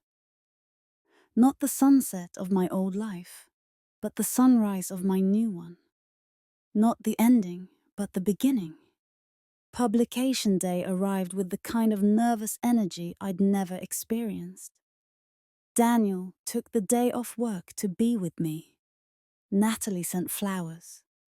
My publisher had arranged a launch event at a bookstore in Manhattan, the same city where I'd attended Columbia, where I'd built my career, where I'd learned to see myself as worthy. The event was scheduled for 7 p.m. The store had set up chairs for 50 people. 200 showed up. They lined the walls, sat on the floor, spilled out into the adjacent rooms. They came because they'd read my essay. They came because they'd felt invisible in their own families. They came because they needed to hear that they weren't alone. When I stepped to the microphone, my throat tightened with emotion. "Thank you all for being here," I began. 3 years ago, I walked down the aisle at my wedding alone. My family had chosen to attend my sister's baby shower instead. It was devastating, and it was the moment that finally broke me free from decades of accepting unacceptable treatment. I looked at the sea of faces before me. This book is for everyone who has ever felt invisible. For everyone who has tried to earn love from people incapable of giving it. For everyone who has swallowed their pain to keep peace. For everyone who has been told they're too sensitive, too dramatic, too demanding, when really they were just asking for basic human dignity. I held up the book. This is my story, but it's also yours. It's the story of breaking free from patterns that were never ours to carry. It's the story of choosing ourselves when no one else will. It's the story of finding our voices after years of learned silence. I opened to the dedication page and read. For every child who stood at the window watching others leave. For every person who made themselves small to fit in spaces that should have been theirs. For every soul who learned that asking for less was safer than demanding what they deserved. You were always worthy, you were always seen, and you always mattered. This is for you. The room was silent for a moment. Then the applause started. It grew and grew, filling the space with a sound that felt like validation, like acknowledgement, like a collective exhale of pain finally being witnessed. I looked out at the crowd and felt tears stream down my face. Not tears of sadness, not tears of pain. Tears of triumph. After the event, after the book signing and the conversations and the hugs from strangers who'd seen the wolves in my story, Daniel and I walked home through the city. The night was warm, the streets alive with summer energy. How do you feel? He asked. Complete, I said. Not finished. I know there's still work to do, still healing to continue. But complete in a way I've never felt before. What does that feel like? Like I finally filled a hole that's been empty my whole life. Like I took the pain they gave me and made something useful from it. Like I'm not just subjecting anymore. I'm thriving. He squeezed my hand. You deserve to thrive. I'm starting to believe that. That night, after Daniel fell asleep, I stood on our balcony and looked out at the city. My grandfather's pocket watch was in my hand, its familiar weight a comfort. I thought about the journey, the little girl who learned to be invisible, the teenager who excelled hoping to be noticed, the young woman who paid her own way while her parents hoarded her inheritance, the bride who walked alone, the daughter who finally spoke, and now, the author, the voice, the one who refused to be silent anymore. I opened the watch and read the inscription one more time. May you always know you mattered most to me. I know, Grandpa, I whispered. And now everyone else knows too. I closed the watch and slipped it back in my pocket. The city stretched before me, millions of lights representing millions of stories. Some of those stories were like mine. Stories of familial pain, of invisibility, of learning to see yourself when others refused. My book was out there now, finding its way into hands that needed it. My truth was spoken. My silence was broken. And somewhere in those millions of lights, someone was reading my words and feeling less alone. That was enough. That was everything. The sunrise the next morning was spectacular. I watched it from the balcony, Daniel beside me with coffee, as the sky transformed from dark to light. Pink, then orange, then gold, the colors bleeding into each other like watercolors on wet paper. Beautiful, Daniel all said. It is. What are you thinking? I'm thinking about endings and beginnings, about how they're not separate things but the same thing viewed from different angles. This sunrise is yesterday's sunset. This beginning is my old story's ending. That's very philosophical for 6 a.m. I laughed. Sorry, writer brain. Don't apologize. I love your writer brain. We watched the sun rise fully, its light touching everything, making the city gleam. "What's next?" he asked. "I don't know. More writing, probably. Maybe speaking engagements. Maybe helping other people tell their stories. Building the scholarship program. Being an aunt to Eleanor. Being a wife to you. Living, living sounds good. It does, doesn't it?" The sun was fully up now, the day beginning in earnest. I thought about my family, my parents in their separate therapies, trying to understand how they'd failed so thoroughly. Natalie raising Elena with the awareness that patterns must be consciously broken. Grandma Eleanor finally speaking up after decades of silence. We were all healing, in our own ways, at our own paces. We might never be a traditional family. We might never have holiday dinners and easy affection. The damage done might be too deep for complete restoration. But we had truth. We had accountability. We had the beginnings of something new, built on honesty rather than convenient lies. And we had hope.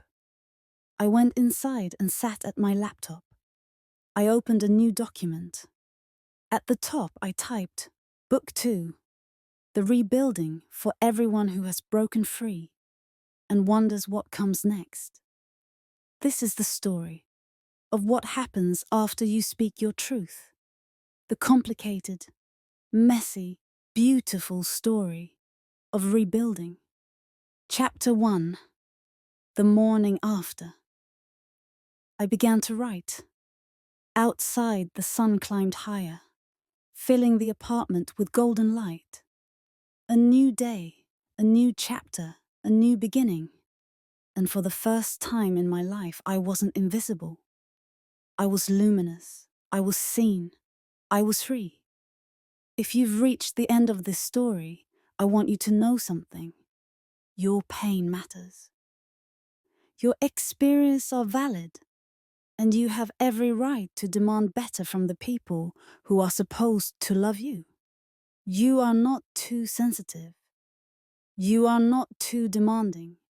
You are not too difficult. You are human, deserving of love and acknowledgement and respect. If your family cannot give you these things, you have permission to grieve what you deserved, but didn't receive. You have permission to set boundaries. You have permission to choose yourself. And you have permission to speak your truth. Even when, especially when silence would be easier. Your silence protected them. Your voice will protect you. Use it.